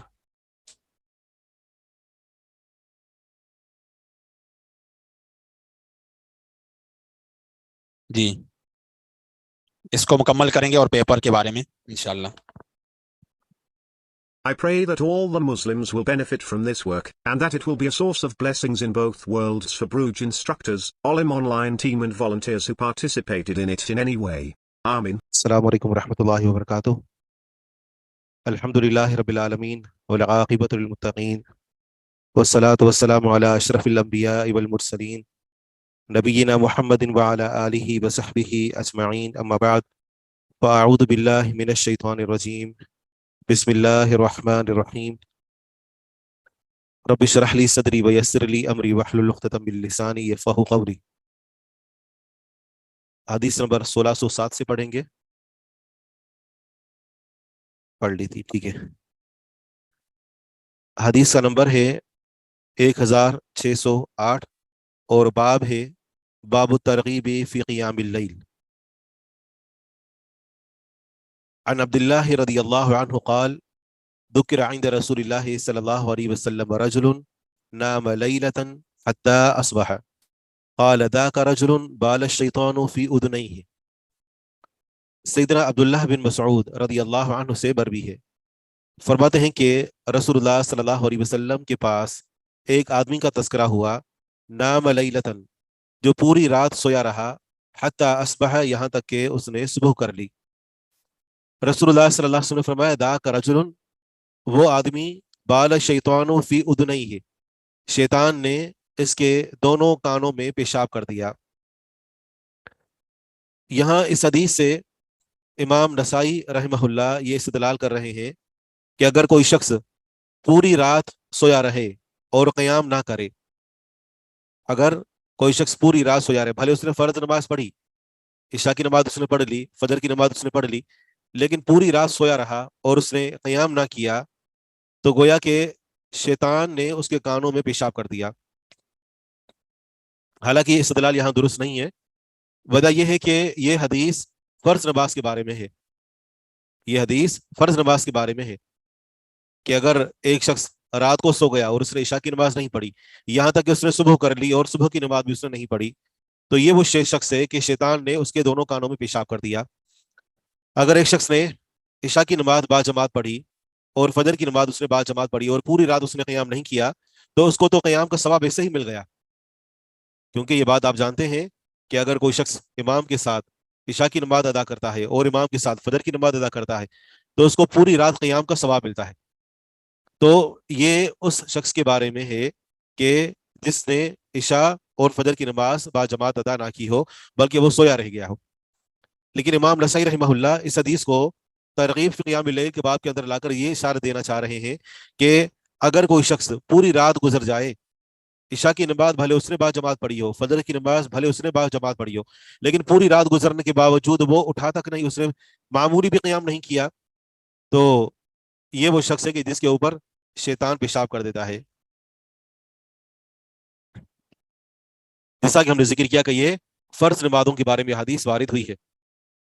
سوال یہ ہے کہ شیطان کا پیشاب کرنا, اس سے کیا مراد ہے دونوں کانوں کے اندر؟ کیونکہ کان اللہ سبحانہ و تعالیٰ نے سننے کے لیے دیے ہیں, اور جب ایک شخص اذان سنے اور اذان کو सुनने के बावजूद नमाज के लिए उठ खड़ा ना हो, तो माना ये कि उसने अपने कानों से फायदा हासिल नहीं किया, बल्कि कानों के जरिए से जो उसको हिदायत पहुंची, शैतान ने वसवसे डालकर उसको नींद दिलाकर और उसको सुनने का जो असल फायदा था, उस सुनने के फायदे को उसने जाया कर दिया। तो फिर ये नहीं कहा गया कि शैतान ने आकर उसको वसवसा डाला, बल्कि एक बेहतरीन जगह जो कि कान है उसको एक बदतरीन जगह पेशाब के साथ मुशाबह देकर किया, कहा गया कि एक बेहतरीन चीज को उसने एक बदतरीन मकसद के लिए इस्तेमाल किया। यह शैतान ने बड़े बदतरीन तरीके से एक बेहतरीन जगह पर उसने वसवसा डाला। तो ये या तो वसवसे से इबारत है, या फिर यह है कि वाकई में शैतान आकर पेशाब कर देता है, लेकिन इंसान को महसूस नहीं होता। जिस तरह इंसान को शैतान का जो वसवसा है, जब इंसान को शैतान आता है तो उस वक्त इंसान को महसूस नहीं होता। इसी तरह नमाज के मौके पर अगर कोई शख्स अजान सुनने के बावजूद सोया रहे, तो फिर यह है कि हत्ता कि सूरज निकल आए तो शैतान बाकायदा आता है और उसके कानों में पेशाब करके चला जाता है। जिसका नुकसान ये होता है कि वो दिन भर उस शैतान के पेशाब के असरात के तहत गुजारता है और पूरा दिन उसका एक इत्मीनान, सुकून, नूर और हिदायत और इन तमाम चीजों से आरी रहता है।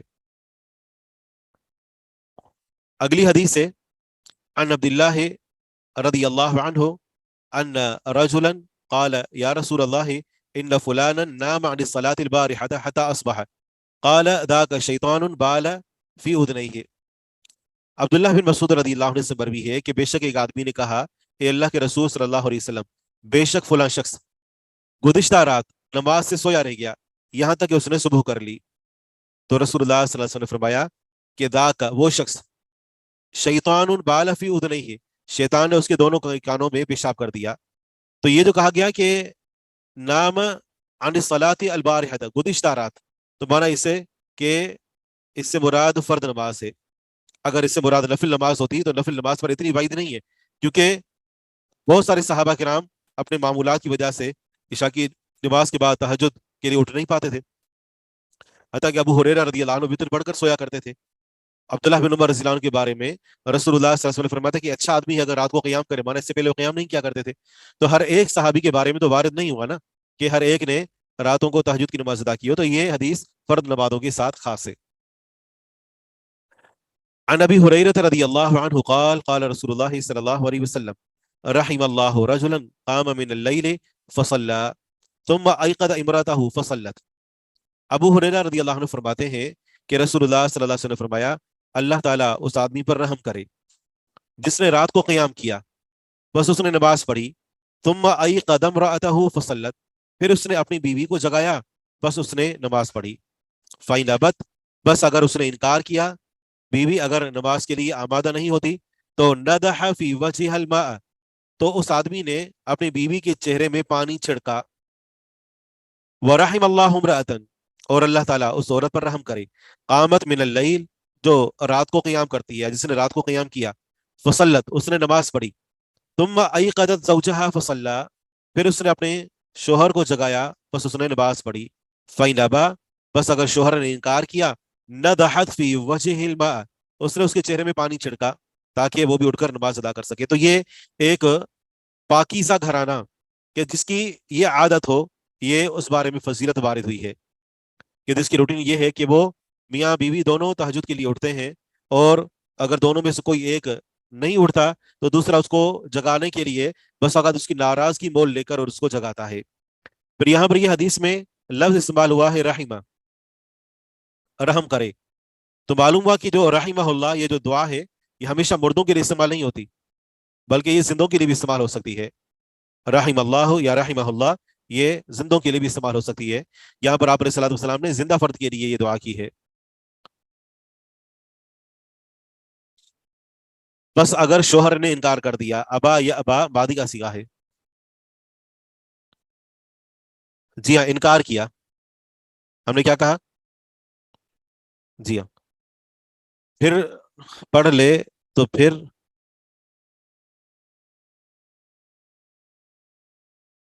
अच्छा, बुद्धिस्ट हदीस के बारे में सवाल था ये। अगर इंसान नमाज अपने वक़्त पर अदा नहीं कर रहा, हत्ता कि कदा हो गई, तो शैतान ने तो अपनी कार्रवाई कर ली, बाद में तो इंसान ने नमाज कजा करके पढ़नी ही है, लेकिन शैतान का बहरहाल उसके ऊपर असर रहता है। अगर टाइम निकल रहा हो तो फजर की नमाज के तो दो क्या, दो फर्ज, تو کیا 2 فرض پہلے پڑھ لیں چاہیے اور 2 سنت اس کے بعد وقت نکل گئے تو پڑھ سکتے ہیں؟ جی ہاں ایسے ہی ہے. اگر وقت اتنا کم ہے کہ آپ صرف 2 رکعت ادا کر سکتے ہیں تو فجر کی سنتوں کی بجائے آپ پہلے فرض ادا کر لیں اور سنتوں کو بعد میں ادا کریں. عن علی بن ابی طالب رضی اللہ عنہ ان النبی صلی اللہ علیہ وسلم طرقہ وفاطمہ. علی بن ابی طالب رضی اللہ عنہ سے روایت ہے، فرماتے ہیں کہ بے شک نبی صلی اللہ علیہ وسلم نے طرقہ وفاطمہ، ان کو اور فاطمہ رضی اللہ عنہ کو رات کے وقت جگایا. طرقہ وفاطمہ، طارق یترک کا معنی ہوتا ہے کھٹکھٹانا. ویسے طارق اسی سے طارق ہے، والسماء وطارق، رات کے وقت کھٹکھٹانے والا، رات کے وقت آنے والا. تو بلال رات کے وقت آپ علیہ الصلوۃ والسلام نے علی رضی اللہ عنہ اور فاطمہ رضی اللہ عنہا کو جگایا. فقال الا تصلون، آپ علیہ الصلوۃ والسلام نے فرمایا کیا تم نماز نہیں پڑھتے، تہجد کی نماز؟ قلت، علی رضی اللہ عنہ کہتے ہیں کہ میں نے کہا یا رسول اللہ انما انفسنا بید اللہ، اے اللہ کے رسول صلی اللہ علیہ وسلم بلا شبہ ہمارے نفس اللہ کے ہاتھ میں ہے. فَإِذَا شَاءَ أَن يَبْعَثَهَا بَعَثَهَا، جب اللہ تعالیٰ ہمارے نفسوں کو اٹھانا چاہے گا تو اٹھا لے گا. ہمارے نفسوں پر ہمارا کوئی اختیار نہیں ہے، ہمارے نفس اللہ تعالیٰ کے ہاتھ میں ہے. اگر اللہ تعالیٰ ہم سے تہجد پڑھوانا چاہے گا تو ہم سے تہجد پڑھوانے کے لیے ہمیں اٹھا دے گا. آپ ہمیں کہہ رہے ہیں کہ آپ اٹھ کر نماز پڑھیں، تو اگر اللہ تعالیٰ کو منظور ہوا تو اللہ تعالیٰ ہمیں خود ہی اٹھا دے گا. تو رسول اللہ صلی اللہ علیہ وسلم کا کیا طرز عمل تھا؟ فانصرف رسول اللہ، رسول اللہ صلی اللہ علیہ وسلم پھرے یعنی واپس آئے. حین قلت له ذلك، جب میں نے آپ سے یہ بات کہی. ثم سمعته، پھر میں نے آپ کو سنا. وهو مدبر، اس حال میں کہ آپ علیہ الصلوۃ والسلام پیٹ پھیر کر جانے والے تھے. مدبر پیٹ پھیر کر جانے والے تھے. یضرب فخذہ، آپ علیہ الصلوۃ والسلام افسوس سے اپنا ہاتھ اپنی ران پر مار رہے تھے. یضرب مار رہے تھے، فخذہ اپنی ران کو، یعنی افسوس سے اپنا ہاتھ اپنی ران پر مارا. وَيَقُولُ، اور فرما رہے تھے وَكَانَ الْإِنسَانُ أَكْثَرَ شَيْءٍ جَدَلًا، وَكَانَ الْإِنسَانُ، اور ہے انسان، اکثر شَيْءٍ، ہر چیز سے بڑھ کر، جدلاً جھگڑالو، انسان ہر چیز سے بڑھ کر جھگڑالو واقع ہوا ہے. انسان ہر چیز سے بڑھ کر کٹ حجتی واقع ہوا ہے. تو علی رضی اللہ عنہ کی بات تو درست تھی، تو آپ علیہ الصلوۃ والسلام نے ان کی اس بات پر اس رد عمل کا اظہار کیوں کیا؟ در حقیقت یہ بات اس موقع پر کہنے کی نہیں تھی، کیونکہ تقدیر کی طرف معاملات ان کو لوٹایا جاتا ہے جن میں انسان کی مشیت نہ ہو.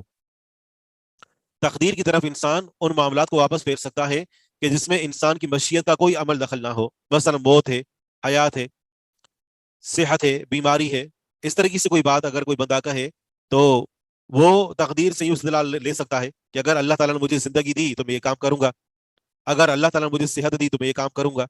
لیکن یہ جو نماز پڑھنا نہ پڑھنا ہے، تو اس کو اللہ تعالیٰ کی جو ہے وہ مشیت کی طرف لوٹانے کے بجائے اس کے اوپر انسان کا خود کا اختیار ہے. یعنی ایسا نہیں ہے کہ جس طرح انسان کو کہا جائے کہ تم صحت مند ہو جاؤ اور فوراً صحت مند ہو جائے، کیونکہ صحت مند ہونا اس کے اختیار میں نہیں ہے. اسے کہا جائے تم فوراً بیمار ہو جاؤ اور فوراً انسان بیمار ہو جائے، کیونکہ بیمار ہونا اس پر انسان کا اختیار نہیں ہے. لیکن اگر کسی انسان کو کہیں کہ آپ اٹھ کھڑے ہو جا کر نماز پڑھو، تو نماز پڑھنے کا تو اس کو اختیار ہے نا، تو وہ اٹھ کر کھڑا ہو سکتا ہے، چل پھر سکتا ہے، وضو کر سکتا ہے، نماز پڑھ سکتا ہے. تو جس میں انسان کو اختیار ہے تو اس کو اس معاملے میں تقدیر سے استدلال نہیں کرنا چاہیے. آپ علیہ الصلوۃ والسلام نے بھی ان کے اسی طرز عمل پر ناپسندیدگی کا اظہار کیا کہ یہ کہتے ہیں کہ ہمارے نفس اللہ کے ہاتھ میں ہے، اگر اللہ تعالیٰ اٹھانا چاہے گا تو اٹھائے گا. تو یہ کیا کوئی ایسا معاملہ ہے کہ جب تک اللہ سبحانہ و تعالیٰ ان کو جگائے نہیں اور ان کو خود چلائے پھرائے نہیں، تب تک یہ اٹھ ہی نہیں سکتے. چلنے پھرنے کا تو انسان کو اختیار ہے، نماز پڑھنے کا تو انسان کو اختیار ہے. ہاں، جہاں پر انسان کو کوئی اختیار نہ ہو تو وہاں پر تقدیر سے استدلال کر سکتا ہے. جس سے کوئی مصیبت پہنچی، اللہ نہ کرے کوئی فوت ہو گیا، اور اس موقع پر انسان خود کو تسلی دیتا ہے کہ یہ تو تقدیر میں لکھا ہوا تھا. اگلی حدیث بھی اسی حدیث کی مزید وضاحت ہے. طرقہ کا معنی ہے رات کو کھٹکھٹایا. طرقہ رات کو کھٹکھٹایا یا رات کو جگایا. عن علی بن ابی طالب رضی اللہ عنہ قال دخل علی رسول اللہ صلی اللہ علیہ وسلم وعلی فاطمہ من اللیل. علی بن ابی طالب رضی اللہ عنہ فرماتے ہیں کہ رسول اللہ صلی اللہ علیہ وسلم مجھ پر اور فاطمہ رضی اللہ عنہ پر رات کے وقت داخل ہوئے. فَأَيْقَظَنَا لِلصَّلَاةِ، بس آپ علیہ الصلوۃ والسلام نے ہم دونوں کو نماز کے لیے جگایا. ثم رجع، پھر آپ علیہ الصلوۃ والسلام اپنے گھر کی طرف لوٹ گئے، تہجد کے وقت اٹھانے کے لیے آئے، پھر اپنے گھر کی طرف لوٹ گئے، گھر شاید قریب ہی تھا، اور یہ علی رضی اللہ عنہ کی ابتدائی ازدواجی زندگی کا واقعہ ہے۔ کہتے ہیں فصلی حویًا من اللیل، آپ علیہ الصلوۃ والسلام نے نماز پڑھی، حویًا من اللیل، رات کا ایک لمبا عرصہ، فلم یسمع لنا حسن، بس آپ علیہ الصلوۃ والسلام نے ہماری کوئی آہٹ نہیں سنی۔ آپ نے اگر کسی کو جگانا ہو اور تھوڑی دیر بعد آپ دیکھیں، غور کریں کہ کسی کوئی آہٹ نہیں آ رہی، تو آپ سمجھ جائیں گے کہ یہ دوبارہ سے سو گیا۔ آپ علیہ الصلوۃ والسلام نے بھی ایسا ہی محسوس کیا کہ کوئی حرکت نہیں، کوئی آہٹ نہیں، فلم یسمع، بس نہیں سنی، لنا ہمارے لیے حسن کوئی آہٹ، فرجع الینا، آپ علیہ الصلوۃ والسلام ہماری طرف واپس لوٹ آئے، دوبارہ سے واپس آئے، فایقظنا، بس آپ نے ہمیں جگایا، فقال، بس فرمایا کہ قوما فصلیا، تم دونوں کھڑے ہو جاؤ، نماز پڑھو۔ قال، علی رضی اللہ عنہ فرماتے ہیں کہ فجلست، بس میں بیٹھ گیا، وانا اعرق عینی، اور میں اپنی آنکھوں کو مل رہا تھا، اپنی آنکھوں کو مسل رہا تھا، جس طرح انسان نیند سے بیدار ہو کر آنکھیں ملتا ہے، نیند کا غلبہ تھا، جوانی تھی، وقول، اور میں نے یہ کہا کہ انا واللہ ما نصلی الا ما كتب اللہ لنا، بے شک ہم اللہ کی قسم نہیں نماز پڑھ سکتے مگر وہی جو اللہ نے ہمارے لیے لکھ دی ہے۔ اگر تہجد ہمارے لیے اللہ نے لکھ دیا ہے تو ہم تہجد بھی پڑھیں گے، اگر نہیں لکھا تو ہم تہجد نہیں پڑھ سکیں گے۔ انما انفسنا بید اللہ، بلا شبہ ہماری جانیں اللہ کے ہاتھ میں ہیں، فإن شاء أن يبعثنا بعثنا، اگر اللہ تعالی ہمیں اٹھانا چاہے گا تو ہمیں اٹھا لے گا۔ یہ بات انہوں نے نیند سے بیدار ہونے کے بعد غیر اختیاری طور پر کہی، نیند کا غلبہ تھا۔ قال، فرماتے ہیں ففلا رسول اللہ صلی اللہ علیہ وسلم وهو یقول، رسول اللہ صلی اللہ علیہ وسلم واپس پھرے، اس حال میں کیا فرما رہے تھے، وَيَضْرِبُ بِيَدِهِ عَلَى فَخِذِهِ، اور آپ علیہ الصلوۃ والسلام اپنے ہاتھ کو مار رہے تھے اپنی ران پر، افسوس سے کہہ رہے تھے، اور افسوس سے کیا بات دہرائی، وہی بات جو علی رضی اللہ عنہ نے کہی تھی کہ ما نصلی الا ما كتب اللہ لنا، آپ نے ان کی اسی بات کو دہرایا، جس طرح ہم کسی پر رد کرنا چاہتے ہیں تو اسی ہی کی بات کو دہراتے ہیں، تو آپ علیہ الصلوۃ والسلام نے بھی انہی کی بات کو دہرایا کہ یہ لوگ کہہ رہے ہیں کہ ہم نہیں نماز پڑھ سکتے مگر وہی جو اللہ نے ہمارے لیے لکھ دی ہے، اور آگے یہ آیت کریمہ تلاوت کی، وَكَانَ الْإِنسَانُ أَكْثَرَ شَيْءٍ جَدَلًا، اور انسان ہر چیز سے بڑھ کر جھگڑالو ہے۔ حدیث پڑھیے۔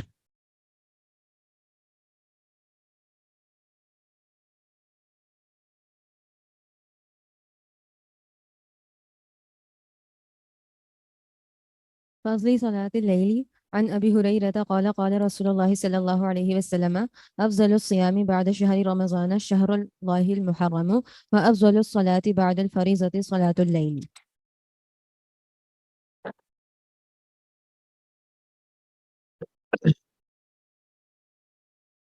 فضل صلاۃ اللیل، یہ باب ہے اس بیان میں کہ رات کی نماز کی فضیلت کیا ہے۔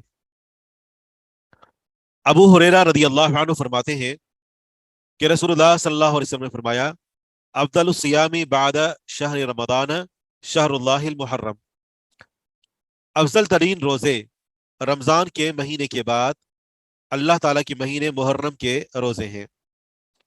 مہینے تو سارے کے سارے اللہ تعالیٰ کے ہیں، لیکن شاید اس کی نسبت اللہ تعالیٰ کی طرف اس لیے کی کیونکہ آپ کو پتا تھا کہ یہ اسلامی سال کا پہلا مہینہ ہے۔ وَأَفْضَلُ الصَّلَاةِ بَعْدَ الْفَرِيضَةِ صَلَاةُ اللَّيْلِ، اور افضل ترین نماز فرض نماز کے بعد رات کی نماز ہے۔ اگلی حدیث ہے، عن حمید بن عبد الرحمن قال قال رسول اللہ صلی اللہ علیہ وسلم افضل الصلاة بعد الفریضة قیام اللیل وافضل الصیام بعد رمضان المحرم ارسلہ شعبۃ بن الحجاج۔ علامہ البانی نے اس پر صحیح غیرہی کا حکم لگایا ہے، شعبہ بن حجاج نے اس کو مرسل بیان کیا، یعنی صحابی کے بغیر۔ تو بہرحال مسئلہ معلوم ہوا۔ آپ کو معلوم ہونا چاہیے کہ امتحان کے حوالے سے کہ یہ سامنے حدیث آ گئی تو مجھے یاد آ گیا کہ میں نے امتحان میں اس حدیث کو بھی سامنے رکھا تھا۔ اب سوال دیا نہیں دیا یہ الگ بات ہے، تو نہیں، حکم کی بات نہیں ہو رہی، ہم بات کر رہے ہیں کہ جو آن سائٹ ہے نا، جو آن سائٹ ہے تو ان کے لیے امتحان 7 सवालात पर मुश्तमिल होगा, और उनमें से जो 3 सवाल हैं वो वही है जो MCQs होते हैं, जो ऑनलाइन वालों के लिए होते हैं, और मजीद 4 सवाल होंगे, और इन 4 सवालों में से उनको मुंतखब करने का इख्तियार होगा कि वो मतलब इन जो 7 में से 6 करने, और हर सवाल 10 नंबर का है। तो तरीक़ेकार ये है कि एक हदीस दी जाएगी और आपको कहा जाएगा कि इस हदीस पर एराब लगाएं और इसका तर्जुमा करें। और दूसरा सवाल यूं है कि इसी तरह एक हदीस दी कि इस पर एराब लगाएं, इसका तर्जुमा करें, और इससे जो फवायद मालूम हो रहे हैं ना, फायदे, उसका इस्तेमाल करें, फायदे अखज़ करें कि इस हदीस से ये फायदा मालूम होता है, ये फायदा मालूम होता है, यूं। और इसी तरह कुछ सवाल हैं, तो वो किसी चीज की मतलब पूरी मतलब फजीलत या फिर आदाब या फिर अहकाम या फिर ये है कि कोई तरीक़ेकार, सही है, तो इन चीज़ों के बारे में हो सकते हैं। मिसाल के तौर पर अगर आप पीछे जाकर देखें तो ईद का मामला है, ईद की नमाज, सलातुल कुसूफ है, सलातुल खौफ है, सलातुल जुमा है, ठीक है ना। तो इन चीज़ों के जितने भी आदाब हैं, अहकाम हैं, और इनका जो तरीक़ेकार है कि ये नमाज़ें किस तरह अदा की जाती हैं, तो ये सब के सब हमें मालूम होनी चाहिए। इस तरह सफ़र है, तो सफ़र जो है वो कितनी मसाफत पर होता है, और आपको रिकॉर्डिंग से मालूम हो जाएगा कि जो आपने बताया था हमने उसी ही पर जो है वो रखा है इस मामले को। इसके अंदर पेचीदगी नहीं है इंशाल्लाह, कोई भी ऐसा कोई सवाल नहीं होगा कि जिसमें आपको उलझन हो, क्योंकि पिछली मरतबा भी यानी मुझे महसूस हुआ कि शायद थोड़ी सी बात जो है वो इधर से उधर हो जाती है और मफहूम कुछ का कुछ निकल आता है। तो कोशिश यही की है बिलखुसूस जो है वो ऑनलाइन वालों के लिए कि सवालात बिल्कुल वाज़ेह हों। चीज़ों के अहकामात आपको मालूम होने चाहिए कि ये चीज़ वाजिब है या फिर ये है कि ये यानी सुन्नत है। ये इसी तरह ये भी हमें फ़र्क मालूम होना चाहिए कि ये सुन्नत मुअक्कदा है या फ़र्द किफ़ाया है, ठीक है ना। इन दोनों के अंदर भी फ़र्क हमें मालूम होना चाहिए कि कौन सी नमाज है या नमाज का कौन सा रुकन है, सजदा साहब के जो अहकामात हैं, किन सूरतों में सजदा साहब होता है नहीं होता, ठीक है ना। तो ये पूरे जो ना वो आपके पर्चे का खुलासा है।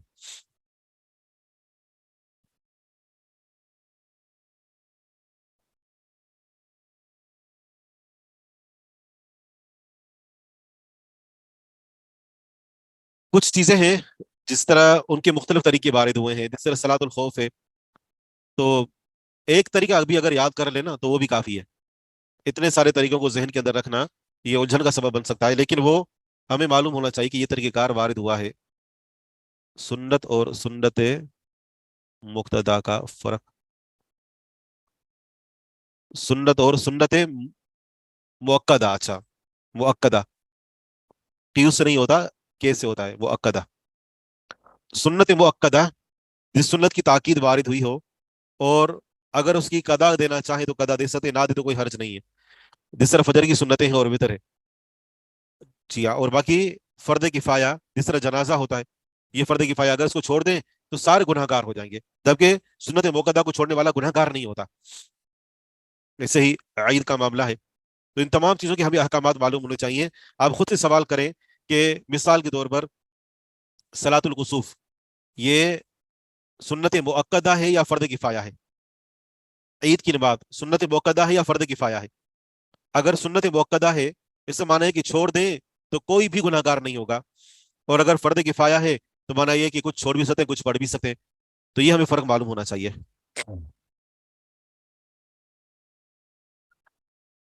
फदलो सलात लैली फी सफरी, अच्छा ये जो उसूल हदीस है तो उसमें भी इम्तिहान मैंने जो पर्चे बनाए हैं तो वो भी इसी तरीके से हैं, और अल्हम्दुलिल्लाह उर्दू में ही बनाए हैं, क्योंकि मुझे पीछे भी पता चला था कि अरबी में उलझन होती है, तो इस बिना पर। और वही तकरीबन सवाल देखो दिए जाते हैं, सही और गलत, या फिर एक ही चीज़ों की तारीफ पूछी जाती है कि ये इसकी तारीफ है या इसकी तारीफ है। तो इंशाल्लाह कोशिश की है कि आसान से आसान हो। जी,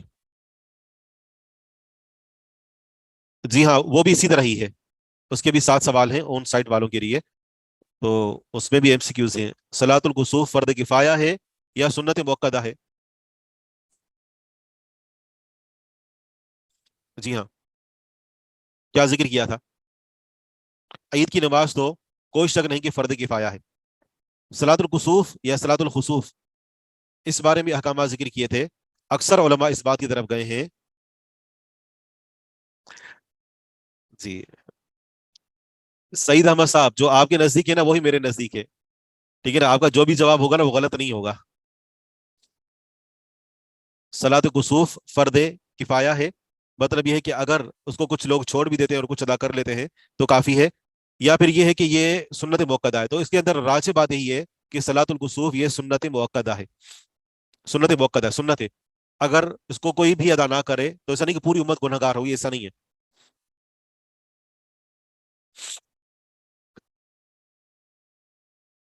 और ये हुक्म जो है ना, ये मेरे नजदीक नहीं है, ठीक है ना। ये कोई आप ये नहीं समझे कि मेरी कुछ अपनी खुद खास इस्तिलाहात हैं, मेरी तो कोई हैसियत ही नहीं है। उलमा ने जो हकाम जिक्र किए हैं तो वही आपके सामने जिक्र कर दिए जाते हैं। फदल सलात लैल फी सफर, सफर में रात की नमाज की फजीलत। सफर में अगरचे नमाज कसर की जाती है, जिस बिना पर सुन्नतें छोड़ी जाती हैं, लेकिन देखें फजर की रात के क़याम की फजीलत की बिना पर इसके लिए अलग से बाब जो है वो जिक्र किए हैं। हदीस हज़फ कर दी है ज़ईफ होने की बिना पर। बाब वक्त क़याम, ये बाब है कि रात के क़याम का वक्त क्या होना चाहिए, क़याम का वक्त क्या हो, किस वक्त रात को इंसान उठे और तहज्जुद की नमाज अदा करे। अन मसरूक क़ाल क़ुल्तु लिआइशा रज़ियल्लाहु अन्हा अय्युल अअमालि अहब्बु इला रसूलिल्लाहि सल्लल्लाहु अलैहि वसल्लम क़ालत अद्दाइम। मसरूक रहमहुल्लाह फरमाते हैं कि मैंने आयशा सिद्दीक़ा रज़ियल्लाहु अन्हा से सवाल किया, आमाल में से कौन सा अमल रसूलुल्लाह सल्लल्लाहु अलैहि वसल्लम को सबसे बढ़कर महबूब था। उन्होंने फरमाया कि अद्दाइम, वो अमल कि जिसके ऊपर आप हमेशगी इख्तियार करें, वो अमल के जिसके ऊपर बंदा हमेशगी इख्तियार करे, वो अमल रसूलुल्लाह सल्लल्लाहु अलैहि वसल्लम को ज्यादा महबूब था। कुल तो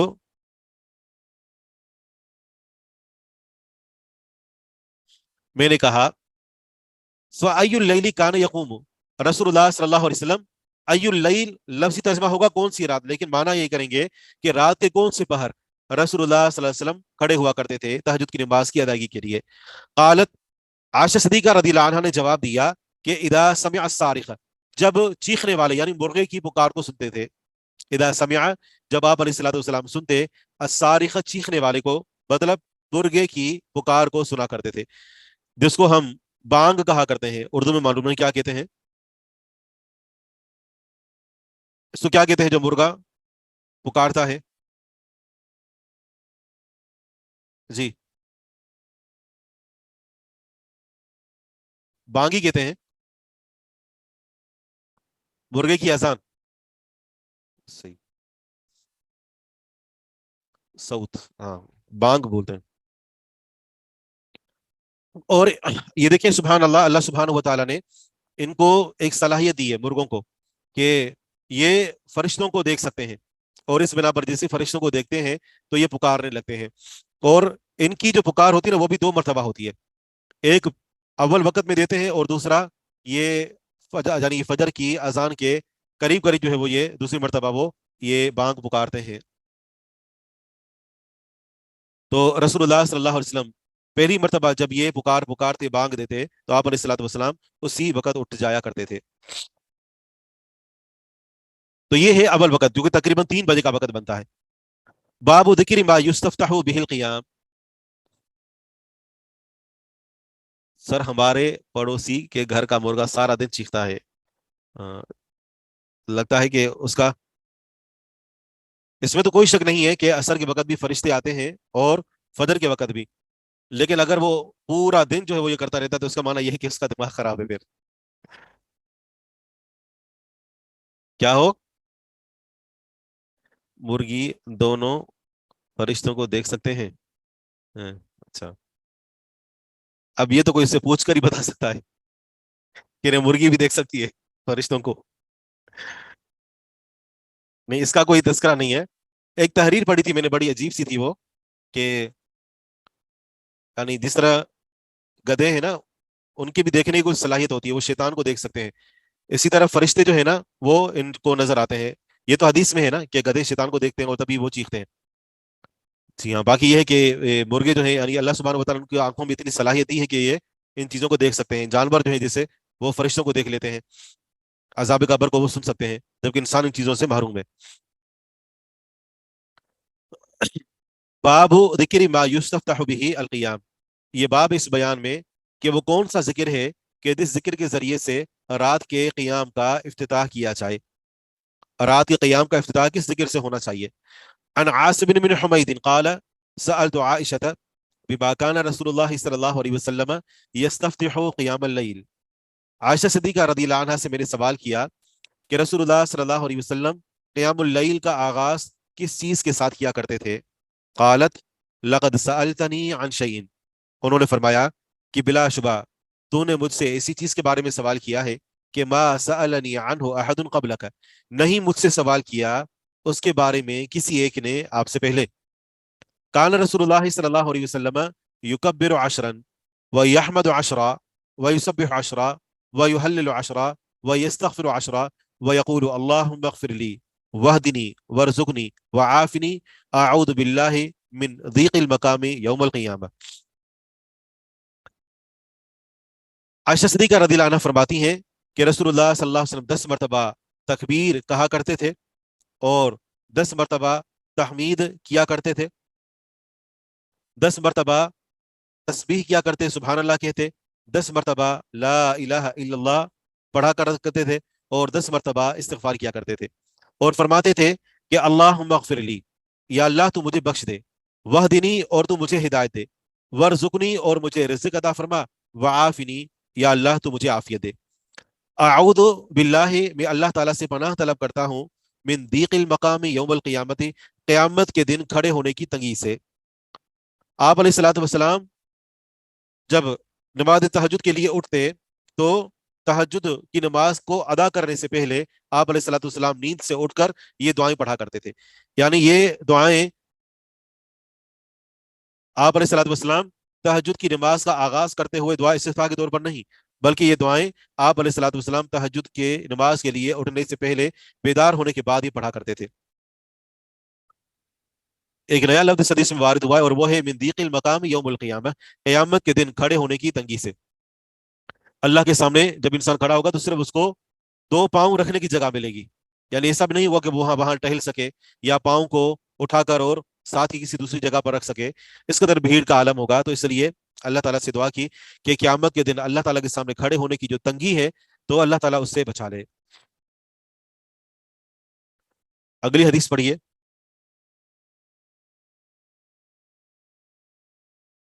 عن ربيعة بن كعب الأسلمي قال كنت أبيت عند حجرة النبي صلى الله عليه وسلم فكنت أسمعه إذا قام من الليل يقول سبحان الله رب العالمين الهوية ثم يقول سبحان الله وبحمده الهوية. ربیعہ بن کعب الاسلمی رضی اللہ عنہ فرماتے ہیں کہ میں نبی صلی اللہ علیہ وسلم کے حجرے کے پاس رات گزارا کرتا تھا.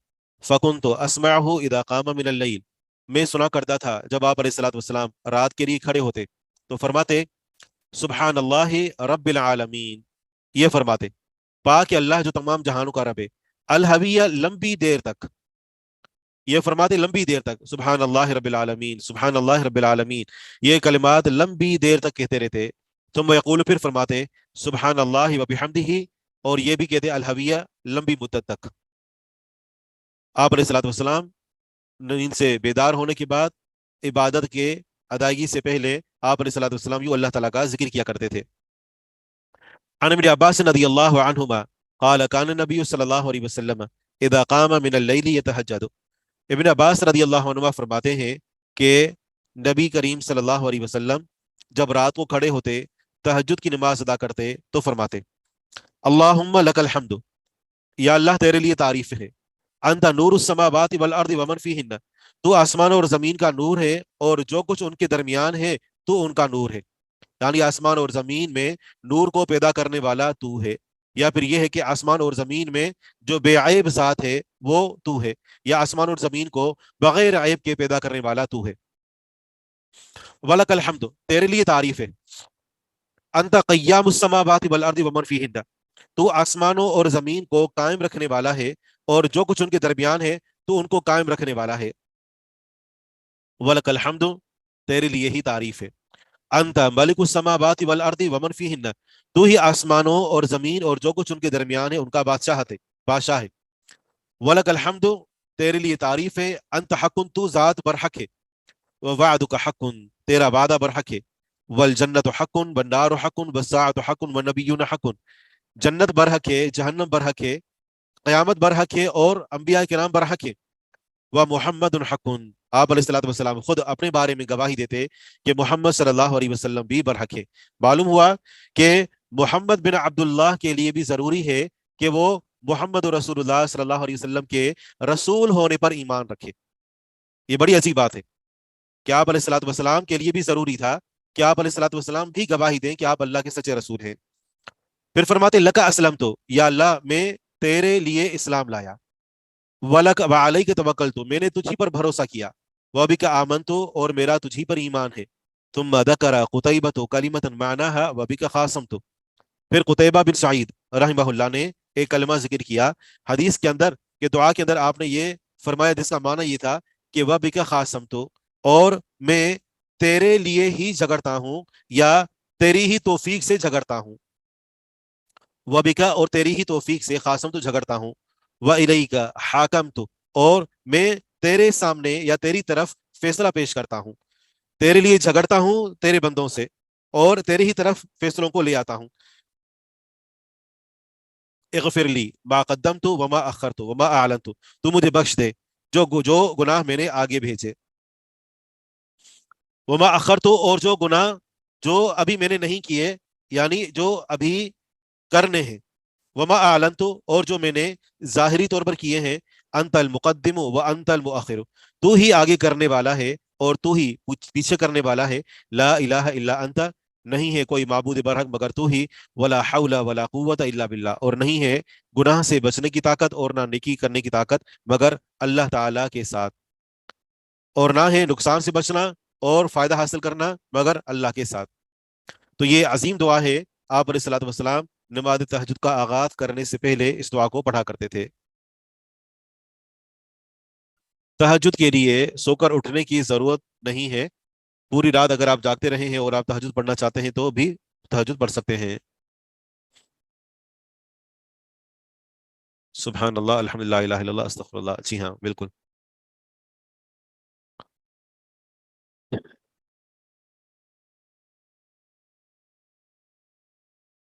ये इस्तिफ्ता है नहीं, ये दुआ इस्तिफ्ता नहीं है। आप अलैहिस्सलातु वस्सलाम तहज्जुद की नमाज पढ़ने से पहले जो है ये दुआ किया करते थे, दिक्रो मा युफ्ततहु बिहिल क़ियाम।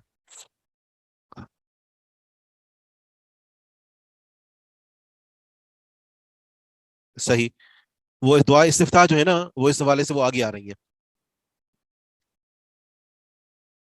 बहरहाल इस तरीके से कुछ और दुआएं वारिद हुई हैं इनसे मिलते जुलते अल्फाज के साथ, तो उसमें इन अल्फाजों को भी दुआ इस्तिफ्ताह के तौर पर जिक्र किया गया। आप सही कह रहे हैं। यहाँ पर उन्होंने मुख्तसर दुआएं जिक्र की हैं जो दुआ पीछे गुजरी चुकी है, अल्लाह वजअल फी क़ल्बी नूरा, तो ये भी तहज्जुद के मौके पर पढ़ने की है।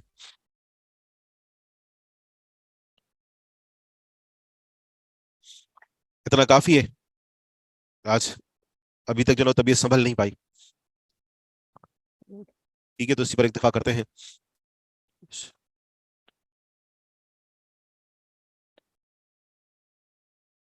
अगर वितर पढ़ ली हो तो तहज्जुद पढ़ेंगे तो दोबारा वितर नहीं पढ़ेंगे, एक रात में 2 वितर नहीं होगी।